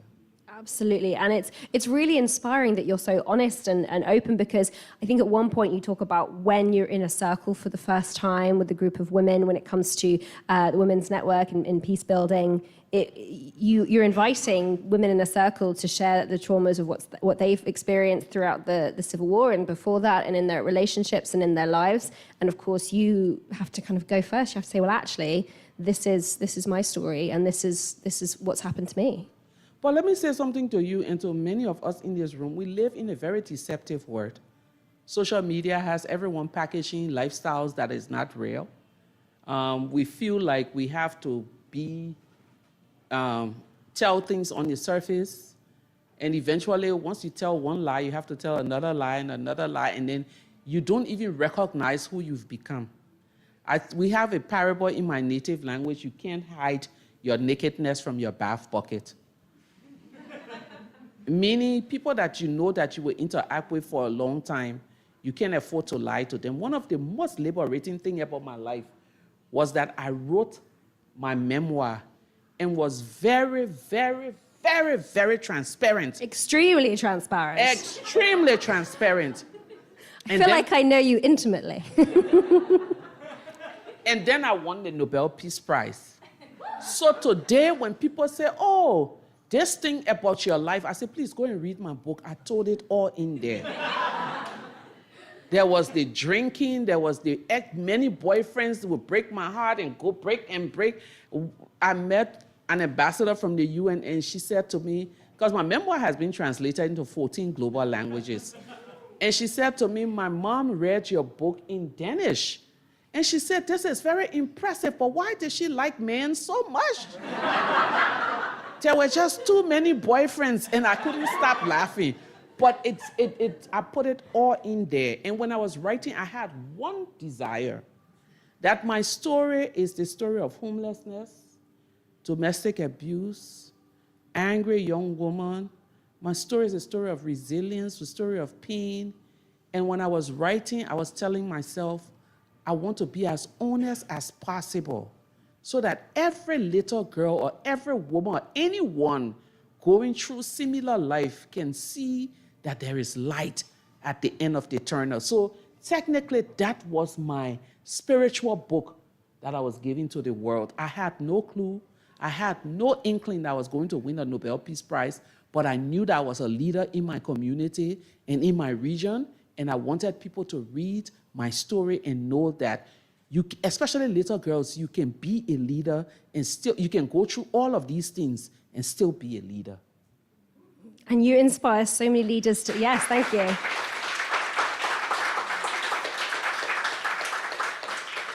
And you inspire so many leaders. I do want to apologize if you can hear the music coming from. That's actually from Pineapple Studios downstairs. We might go and ask them if they can turn it down a little bit because they're clearly having a party down there. I'd love to know when, at what point, from your social work and working with women who, you know, have experienced a huge amount of, you know, lots of people from all, you work with child soldiers as well. When does the word peace building, when does that start to become a part of what you're doing? Well, when I started working with child soldiers, I hated them. Oh my God. Like literally, I felt they were responsible for all of our troubles. And the first day my boss sent me, so the reason why I started working with them was because after 4 kids, after leaving my abusive relationship, I actually left when I was 3 months pregnant and came back home. I came back home, I was on the brink of suicide. My daughter, who's 30 now, would not smile. She was a child that barely smiled. And one morning, I had taken a whole jar of pills. And I was lying in a chair and telling myself when everyone left the house, I would just take it and end it all. And this little girl was 4 at the time. She came and stood. And she said, she's just smiling and smiling at me. And I was like, what the hell? Like, you never smile. You haven't been a child that would laugh with anyone. And she said, Mommy, I want to ask you a question. You love us so much that if you didn't have us, you would just die. But because you have us, you won't die. And then she just walked away. And I was like, tears and tears and tears. And then my mother came to me and said, you are so smart. Because of all this shame, I couldn't, when I used to go to church, I wouldn't go in the church. I would sit outside because I felt like it damaged goods. And she said, if you decide to do anything with your life, you see all of these children, I'll help you with them. And then she took off her hair tie and tied her waist and said, you see how I've tied my waist? I will stand behind you like this. And so, again, another friend came and said, oh, that social work program we did, they're offering it at degree level. And so I decided, okay, I will go. But then they said, in order for you to go, you had to show that you were working and using what you got the first time. So my mom, again, went to the church, and they had just started a reconciliation program. And they said I could come as a volunteer staff. So imagine me, 4 children. I had just given birth to my 4th child. She was born February 14. And then by March, April, May, I had to go and start volunteer work with the child soldiers. And so I started working with them. And then eventually they asked me to talk to women. So it was almost like I was doing everything, even though they weren't paying me. But I was also still on my healing journey. I had 0 self-esteem. And so gradually working with people helped me.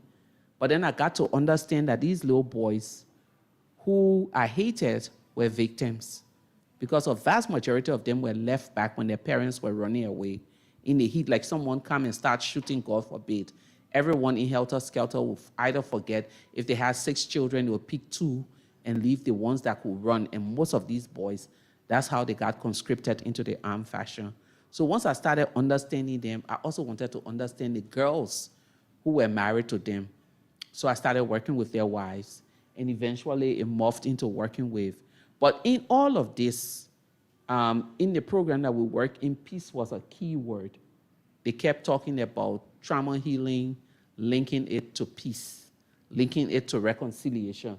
Because everyone was talking about peace, but no one was talking about the healing component and how it could help to bring an end. So all of the work that we were doing were basically helping people heal so that they didn't go back in their pain to perpetrate violence against those who they thought had done this. So it was the beginning. But eventually I recognized that I didn't want to do social work, because social work has to be backed with the support for people, structural support.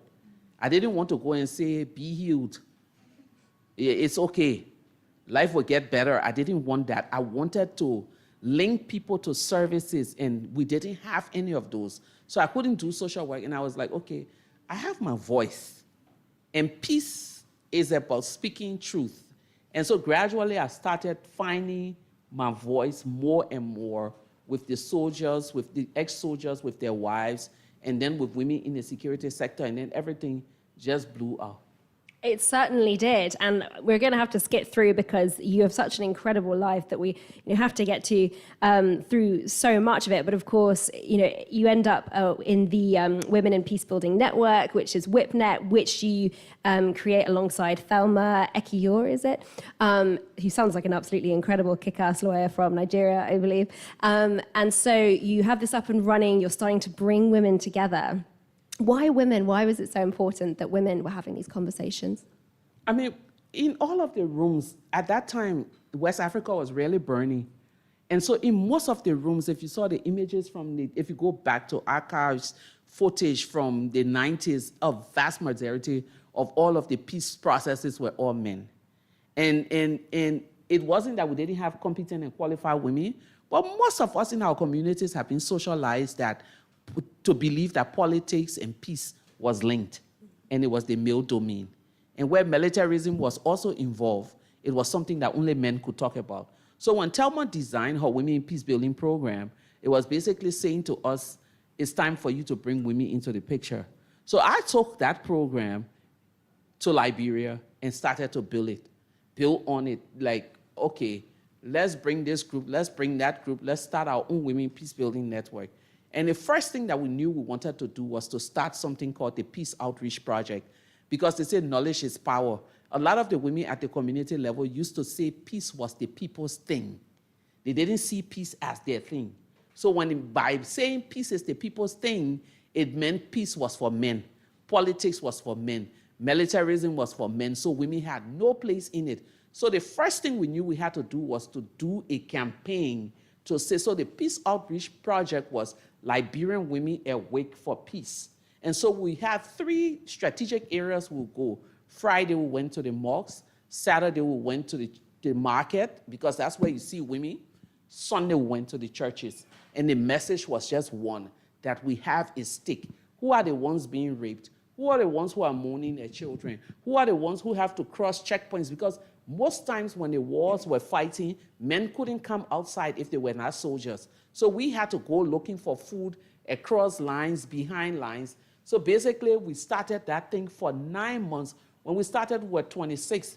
By the time we ended, we were more than 1,500 women. It's absolutely incredible. And of course, you brought together, as you say, you went to the mosque, you went to the church, you brought together women across different religions. Yeah. I mean, again, we're learning, like learning. So when we started the Peace Outreach Project, we decided to do a 3 days workshop. The first day we brought the Christian women together. So no, at the end of the Peace Outreach Project, then we decided, let's see what we can do. But then we brought the Christian women, and then we said, if we have to work continuously with the Muslim women, because we had done this work together and there was a lot of tension, let's see what is good about being Muslim. And the women wrote, what is bad about being Muslim? They wrote. And the next day, we brought the Muslim women, similar thing. Second, third day, we brought everyone together.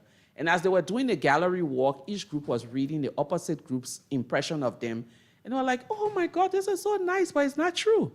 Oh my God, so on. And then we sat down and had honest conversation. And my grandmother and her best friend were still around at the time. So we brought the 2 of them in the room to talk about their friendship. I didn't want them to talk about religion. I wanted them to talk about their friendship as women. And they started talking. And then someone said, how did your faith play a role in your friendship? And they looked at each other, and my grandmother turned to her friend, the Muslim woman. Between the 2, they had been friends for 60 years. My grandmother, who was the Christian, was quiet. This Muslim woman was a badass. Like, literally, she was not the stereotype of a Muslim woman that we carry in our head. So she was like, she turned to my grandmother and said, Martha, when you see me, do you see a Muslim? And my grandmother said no. And she asked her, do you see a Christian? She said no. She said, all we did was support each other from our cheating husbands, abusive husbands, and both of them were the traditional birth attendants in our community when they took care of people's babies. And even after doing all of that, they were accused of being witches. So they talked about all of these things and said to us, the way we pray should never be the reason why we stand against each other.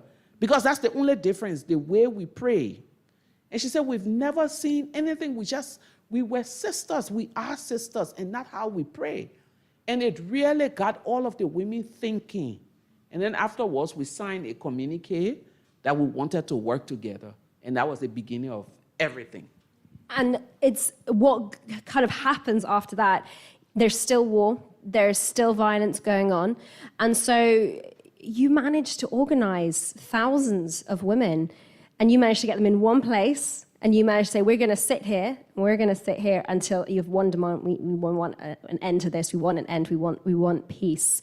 Tell us about that and about confronting Charles Taylor and demanding peace. So when we started, we said we wanted to work on HIV and AIDS. That was the first thing we wanted to do. And then we worked, Asatu, who was the Muslim woman in the police, said, this war, the intelligence is that it's taking over the city. So then we decided to do something. 7 of us went in a room. And everything that I say, I hope people are picking up some key points. We get in that room, we write a statement. And then we started with, we, the women of Liberia, and then I laughed and said, that's really deceptive. How can 7 people be the women of Liberia? We are 7. So we should write our names. We, the undersigned. That was a bold move. Everything that Taylor said he wasn't going to do was what we put in the statement. And we all signed. When we signed the statement, and then we had to publish it in the media, no one had money. Someone looked in her bag and had $10. We published the statement the next day. Every media house wanted to know who those 7 crazy women were challenging Charles Taylor. And the next meeting, 26 came. The next 65, 250, 1,200, and 9 regions out of 14. People just joined and joined, tens of thousands of women. And then when we started, we decided we wanted to see Taylor, to put before him. So we wrote 5 letters to him. We sent one to his office, sent one to his wife, sent one to his pastor, sent one to the Senate president, and sent one to his brother. So in that way, he won't say he didn't receive any. We knew he received all. You're all thinking, I need to do that with my emails going forward. Marking them urgent isn't enough. I need to email their pastor as well. So once we did that, we went to see the Senate president at the time, not the Speaker of the House. And this man was just rude. And he was this tall. So one day he came and we're sitting on the field, scorching sun, and his bodyguard walked over and said to me, my boss wants to see you in his car. And by that time we were bold. The boldness we had developed was bolder on being rude sometimes. And I told him, I said, your boss sent you to my office because my office was the open field. And I should leave my office to walk to his car. Go and tell your boss he should come to my office. This is the Speaker of our parliament. So he gets up and he walks to me and said to me, I know we started this friendship on the wrong footing because one of the days we went to protest at Parliament, he came and said the security should clear us, that I had gathered those poor women to come in and gain notoriety out of their plight. And he was just shouting and shouting and shouting like you're talking to your child. I stood up. And when I stood up, I charged for him. Because I told myself I will flog him, at least give him one slap before they pull us apart. And the women they were pulling me back. Like, and I said to her, we were insulting each other. I can't even say something. And then here's people, everyone was like, Leymah, if you have to be leader of this group, you have to come. I said, no. I said, you are shot. And so when he came, he said, we started on the wrong footing. I just came to inform you that the president will see you all. So, okay.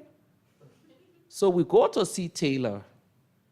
And the women had gathered at the university. So the university is not very far from the executive mansion.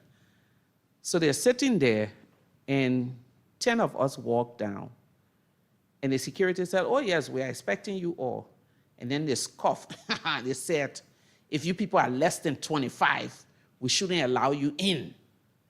And I said, so what if we are more than 25? Yeah, you can come. So I took out my phone and called the women and said, form a queue.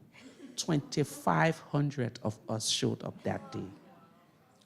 By the time they saw the crowd, they called him and said, the women, he said, oh, he will see only 10 of us. I said, no. He will come down and see us. And then they said, oh, the president said you should go to his office. So I said to 5 of the women, let's go. He must come down. So as we're going, I'm saying, I'm going to tell him to come down. We are not negotiating in private. And the security was like, sister, calm down. Why do you want to go to prison today? I said, it's better than death. So by the time we're halfway up the stairs, then they came and said, oh, no, the president said he's coming down.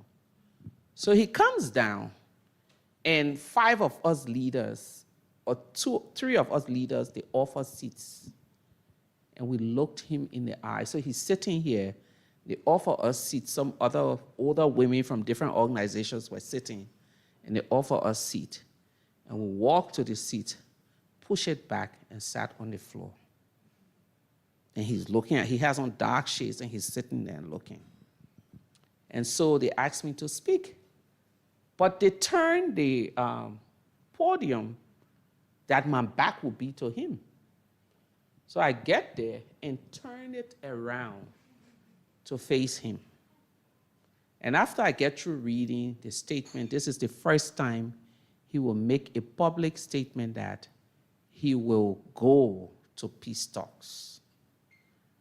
And so we decide if he's going to peace talk, we must be there. Let's make this movement a cancerous movement. While we're protesting here, let people be at the talks. And so we had to mobilize resources and go to the talks. So that was it. I mean, so you've literally said to, Charles, that you have to go and start peace talks. He probably thinks, yeah, I'll just say yes now and it's fine, and they'll go away. And you literally followed him to the peace talks, which took place in Ghana. But one of the things he said was, if you are truly advocating for peace, you will find the rebels and give them the same message you're giving. The next day, we had people on the airplane going to Sierra Leone where the rebel had a base, and we met them and gave them the letter. Gave them the same message. Yeah. And then you talk in your memoir about the moment, the time when this negotiation is happening. It's happening in Ghana, and how, no one's really taking it seriously. The rebels are kind of sitting out, they're in this lovely hotel, which they're being put up in because I believe the UN are involved at this point. And, and you're kind of, no one's taking this seriously. And so you decide that you're going to lock them in. Yes. So there is this moment where everything is going bad. People are dying, bombs are falling, the negotiations are stalled. And I'm tired. Like literally, I was exhausted. I was at the point where I either gave up or I took a gun and killed everyone. That's how tired I was. And this day, I'm reading the news. Every morning, I would read the news before I go to protest. And in the news, they had said that morning a young girl had given birth. She came out to hang her baby clothes. And 2 little boys who were the ages of my sons at the time, were brushing their teeth. And a missile fell. And the only thing that left of these people they were crushed like sardines. I cried. I called Sugars and said, get more women. She said, what's the plan? I said, I know, but just... So I get to the Peace Hall. I sit down, I write my hostage notes, and the parties have gone in. And then the media was about to leave, and I went to the BBC stringer and said, don't go, you have a story to tell today.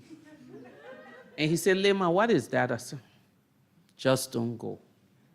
So we sit down, all the busload of women come and we sit and we loop arms. And then we knock on the door and send the hostage note that we've taken the hall hostage and no Liberian delegate will be allowed to drink or eat or use the bathroom until they take the peace seriously. And the moment they read it, the police come and say, who's the leader of the group? I stand up and say, I am. And he said, we are arresting you. I said, wait. I will naked myself so that you take me to prison. I took off my hair tie. My mentor stood up, and she started doing the same thing. So we began to disrobe, and they ran.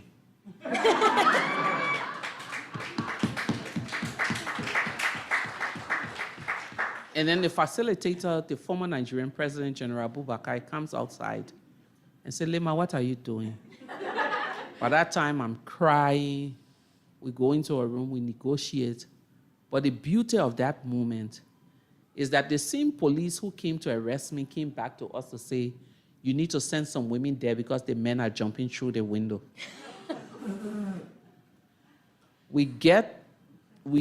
And after that day, 3 weeks later, a peace agreement was signed.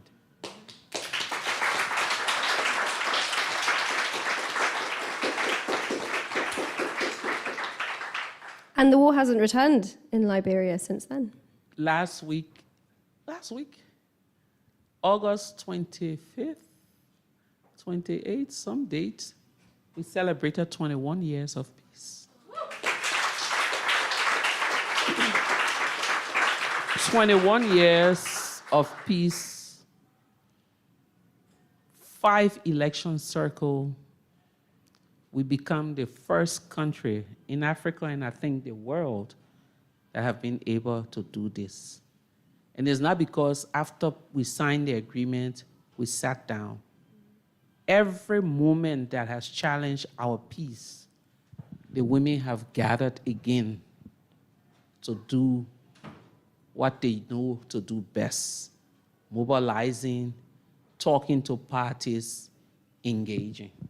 It's absolutely incredible. And I'm aware that we're very, very much out of time. We were out of time about 10 minutes ago, but I just have too many questions.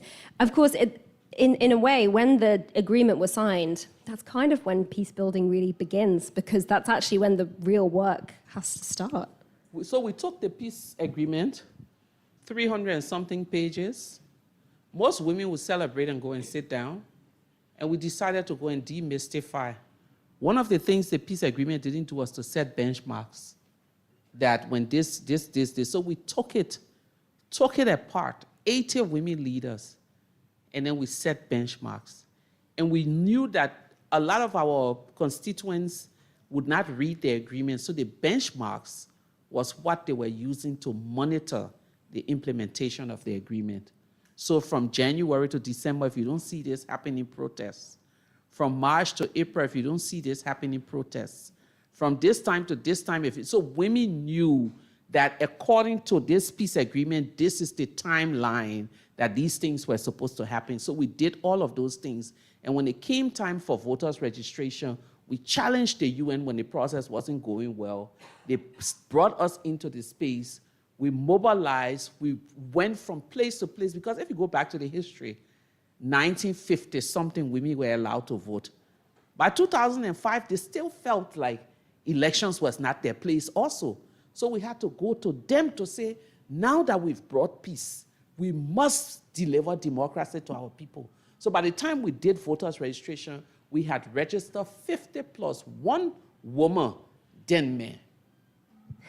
51% women. Yes. Were registered to vote. And so we were able to elect Africa's first female president. Ellen Johnson Sirleaf. Yes.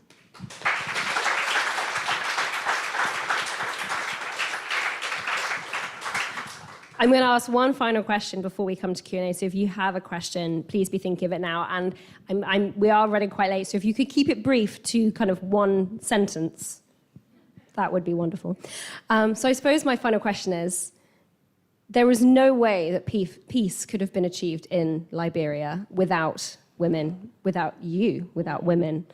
And yet so many negotiations take place worldwide that don't include any women at all. What would you say to those people who are putting together negotiations and there isn't a single woman at the table? Well, I'll put it the way I put it all of the time. There's no way you can see the full picture of this room with one eye cover. And so anyone who thinks that we can deliver peace to any community, any nation, by using one gender, you've already failed. Because everyone comes with a different perspective, a different skill set. And when people ask me, do you think women are more peaceful than men? The answer is no, but we're more thoughtful.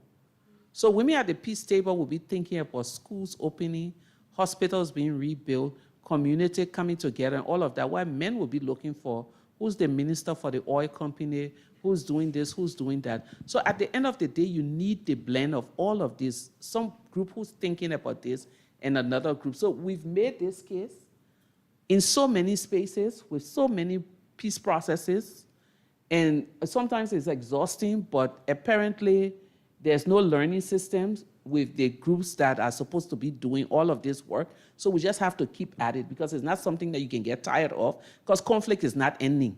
So the necessity for peace is always there. And the need for women to be involved is stronger today than it was yesterday.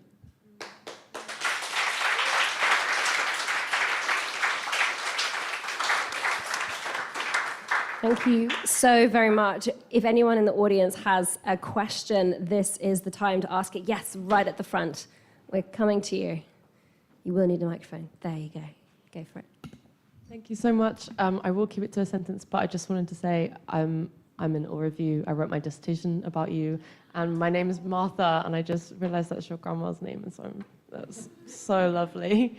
My question, though, when I wrote my dissertation, I was very, very hopeful about the concept of peace building, and partly because of recent events in Gaza, and also I'm part Ukrainian, and some of my friends are saying now pacifism is a privilege, and I'm starting to wonder myself, when is peace not enough?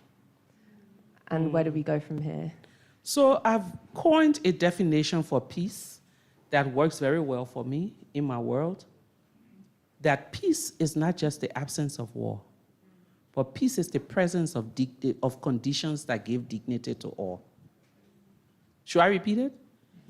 Peace is not just the absence of war, but the presence of conditions that give dignity to all. Respect that people actually were taking notes in the corner over there. Really impressive.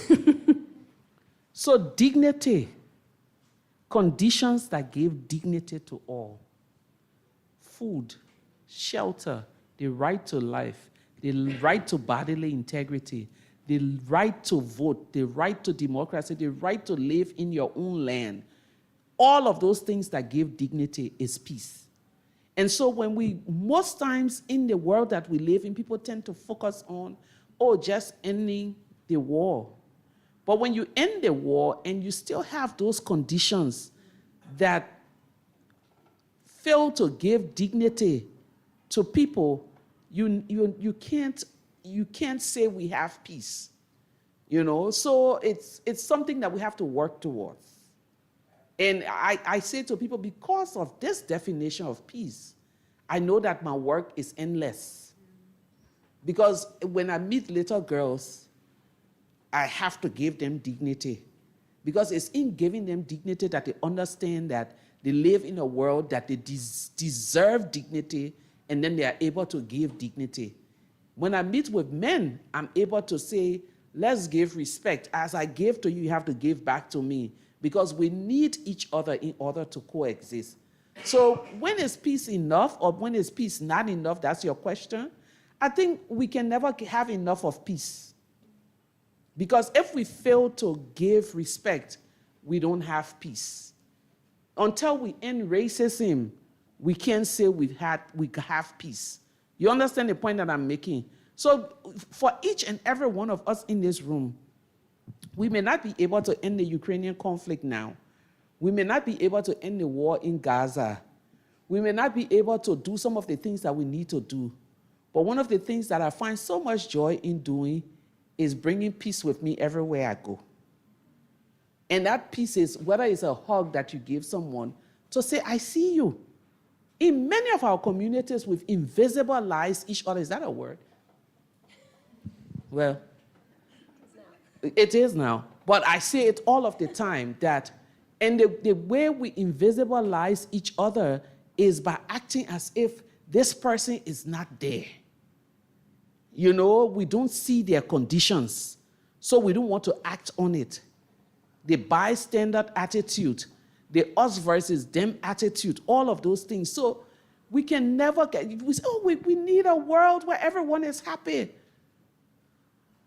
Peace must be enough in our interactions on a daily basis. I'll give you an example. Some years ago, I went to a university, and that was the time Trump was president. And hopefully he's not coming back in Jesus' name. And the church says, amen. Someone say amen. Amen. So I went to this university in the US, and everyone there was talking about the Muslim ban, That morning when I arrived, they were pumped. So that night we go, and I'm giving my lecture, and every question is about the Muslim ban. So I asked the Muslim students in the room to please stand, and they all stood up. And how long have you been on campus? People say, sit down. Let me see all those who went to the airport to protest the Muslim ban, half of the room. Sit down. Let me see the hands of all those who have cooked a meal on this campus and invited a Muslim students into their apartment to eat. In our parent language, we say, ting ting, no one. How do we protest those things that are so far-fetched from us?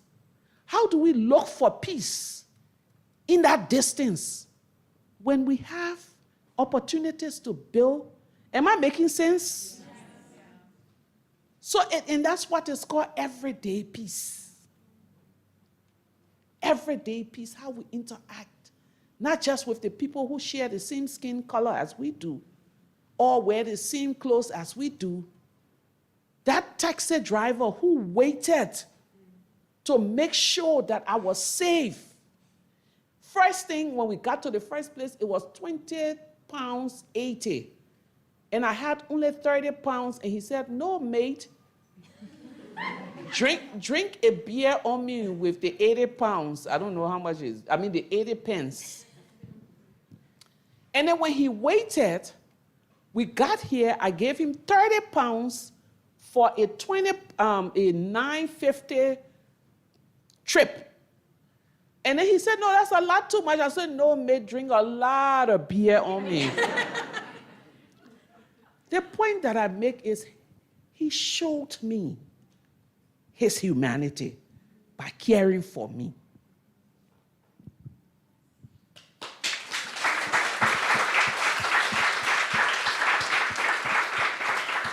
And he was white, I have to say that. That was absolutely amazing. A phenomenal answer. Thank you so much. Great question. Do we have another question? If you have a microphone, go for it. Yes, I just wanted to say, hi, I'm at the back here. Hello. What really shines out from you is incredible. And I think what was interesting to me was your story where you talked about the shame, where you sat outside the church. How important was it, that ability to make peace with yourself, to be able to become the leader that you are? Girl, that is the core of the matter. And it's just not once. It's a journey. As long as we're on this journey called life, we have to consistently and persistently make peace with ourselves. Even after winning the Nobel Peace Prize, some days I still sit and say, am I making any impact in this world?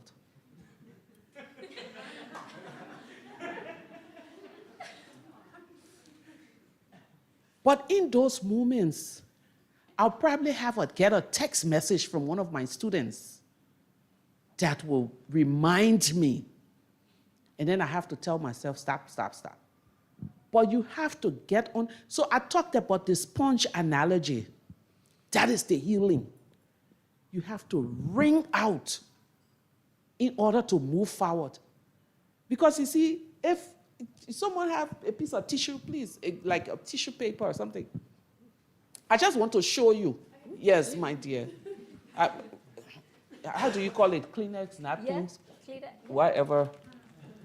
Okay, so I've poured this water here. It's absorbing. That's who we are. Those of us who are working for change. Every day we find ourselves absorbing things that we didn't make. And then you come and absorb. Sometimes it will be small, sometimes it will be big. You are absorbing a lot. And then everything you need to be healed, because as you are absorbing all of the things that you are working with, you have your own mess that you're dealing with too. So eventually, this is you.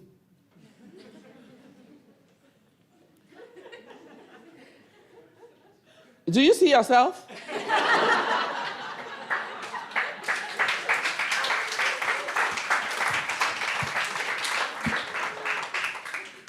You're dripping. Emotionally, psychologically, physically, you are on the brink. And then you still don't want to stop. And you say, I have to. And everywhere you go, you're leaving mess. Because you are not helping anymore. But the moment you stop and wring yourself, you have now the bandwidth to continue. Am I making sense? Yes.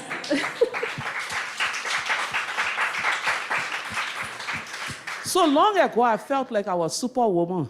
I had to do everything, do it, or I still do that sometimes. But now I'm recognizing the moment where I need to just stop. And for me, it's my faith in God. Find a moment to find Him and breathe.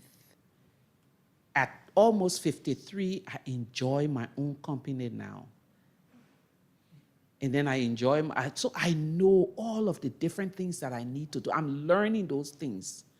But I've recognized that I am a bad activist if I don't deal with the pain that I carry.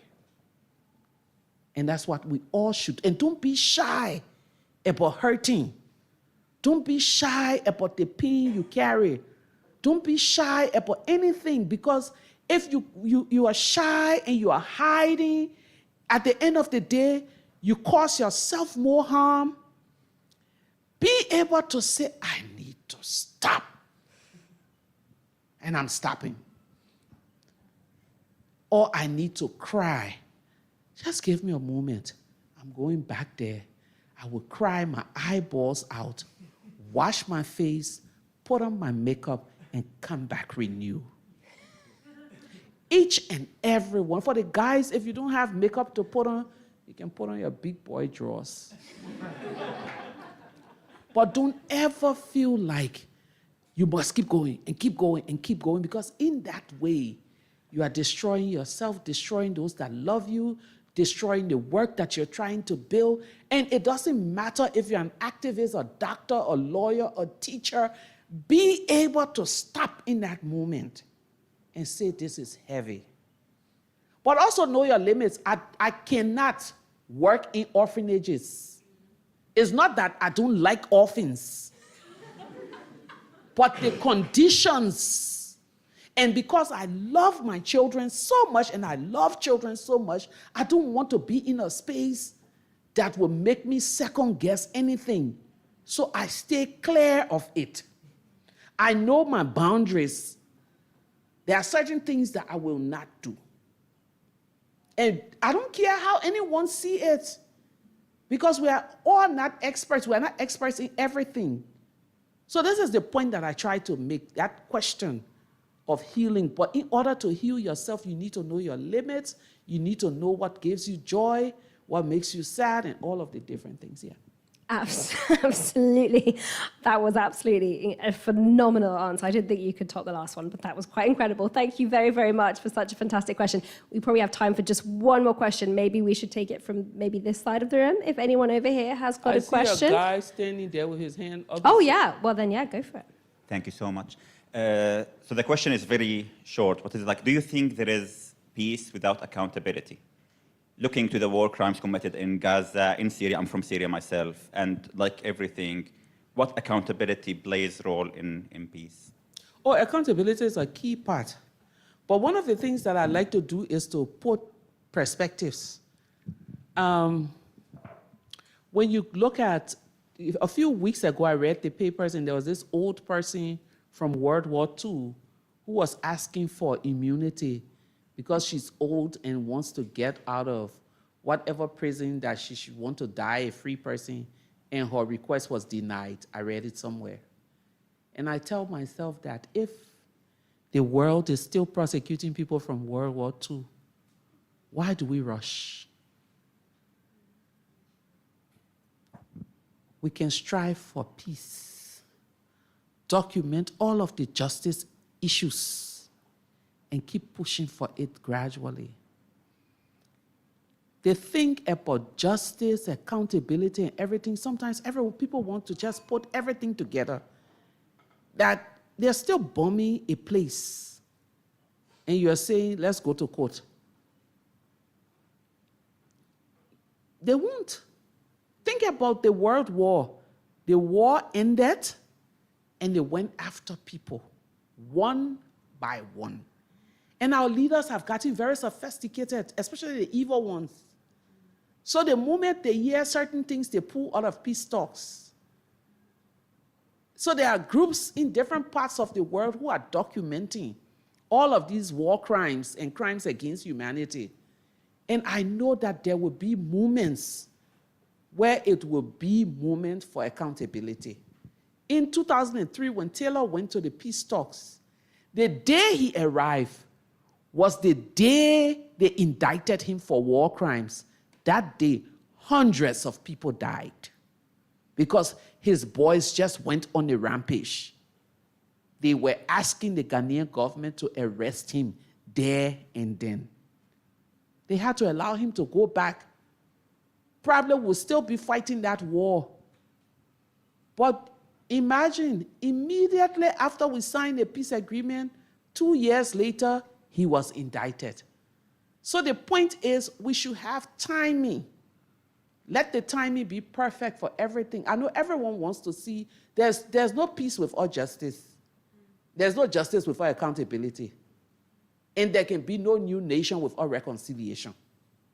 So all of these things we have to say, how do we position them? And what is the timing of them? That's exactly how I feel about some of these things here. But there are some key things that people have raised and that we need to continue to, even if we can't go to the places and spaces where peace is needed, we can build it in our locality. By just being kind, by just giving people hope that there's a world that can be better than what it is now. And I think, and one of the things that I said to people is that, recently I was saying to my kids that it's important that each of us walk and drop flowers of peace as we move around, or sweet candies of peace, whether it's in hugging someone. I do all kinds of crazy things with my life. So one minute I'm here at the Trouble Club, and then I'll go home, and then first thing in the morning, I'll go to a hospital carrying bags of diapers and things, and a Bible in each of those bags. And I'll take each baby and do a customized prayer for them. Because I feel like we need to pray for the ones that are coming. But I also feel like in doing this, I'm telling that mother that there will always be people who will help you. And by doing that, I'm teaching the young people who work with me that generosity is also part of building peace. So I do all kinds of things. Is it to go, just me being crazy. I have 7 old ladies, including my mother, that I call my children. I take them to restaurants and I make an announcement with the microphone in the restaurants that these are my daughters. I'm very glad that they've been nice. They haven't gotten teenage pregnancy. And they are, but it's all parts of living those fragrance of peace. And if you didn't understand anything I said tonight, as you step out of here, we were able to build peace in Liberia, not because of our tenacity, but we also brought our humanity into the work. Every woman's problem was our problem. We knew everyone's issue. When there was birth, we show up. When there was death, we show up. When there was court cases, we show up. One of our members who was very poor was taken to prison one night. And I was just about to take off my clothes after we came from protesting. They said she was in jail. We mobilized a few of the women, we went there. And we sat. The prison was maybe the size of, and one of the officers told us, if you all leave here, she will probably be sexually assaulted tonight in prison. So we asked them, they brought her out. In a space like this, we're about 25, we slept there. And the next morning, we went to the court. But because of our presence there, our government was able to cancel the kangaroo court law because of what we did that night. But that woman, until she died, always said, I have sisters that I can count on. And so it may not be in a protest form, it may not be in a large form, but when you show people, like that driver showed me tonight, your humanity, that's enough peace for all of us. Thank you, Trouble Club.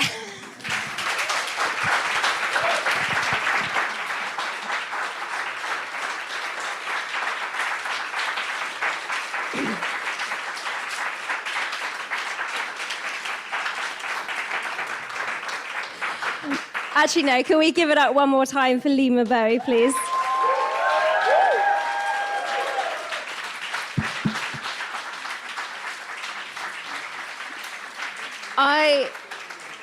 I don't think we've ever had, I don't think the people online, whoever, if you've been listening and all you've been hearing is applause throughout the entire event, I don't think we've ever had to stop and applause so often throughout a Q&A session.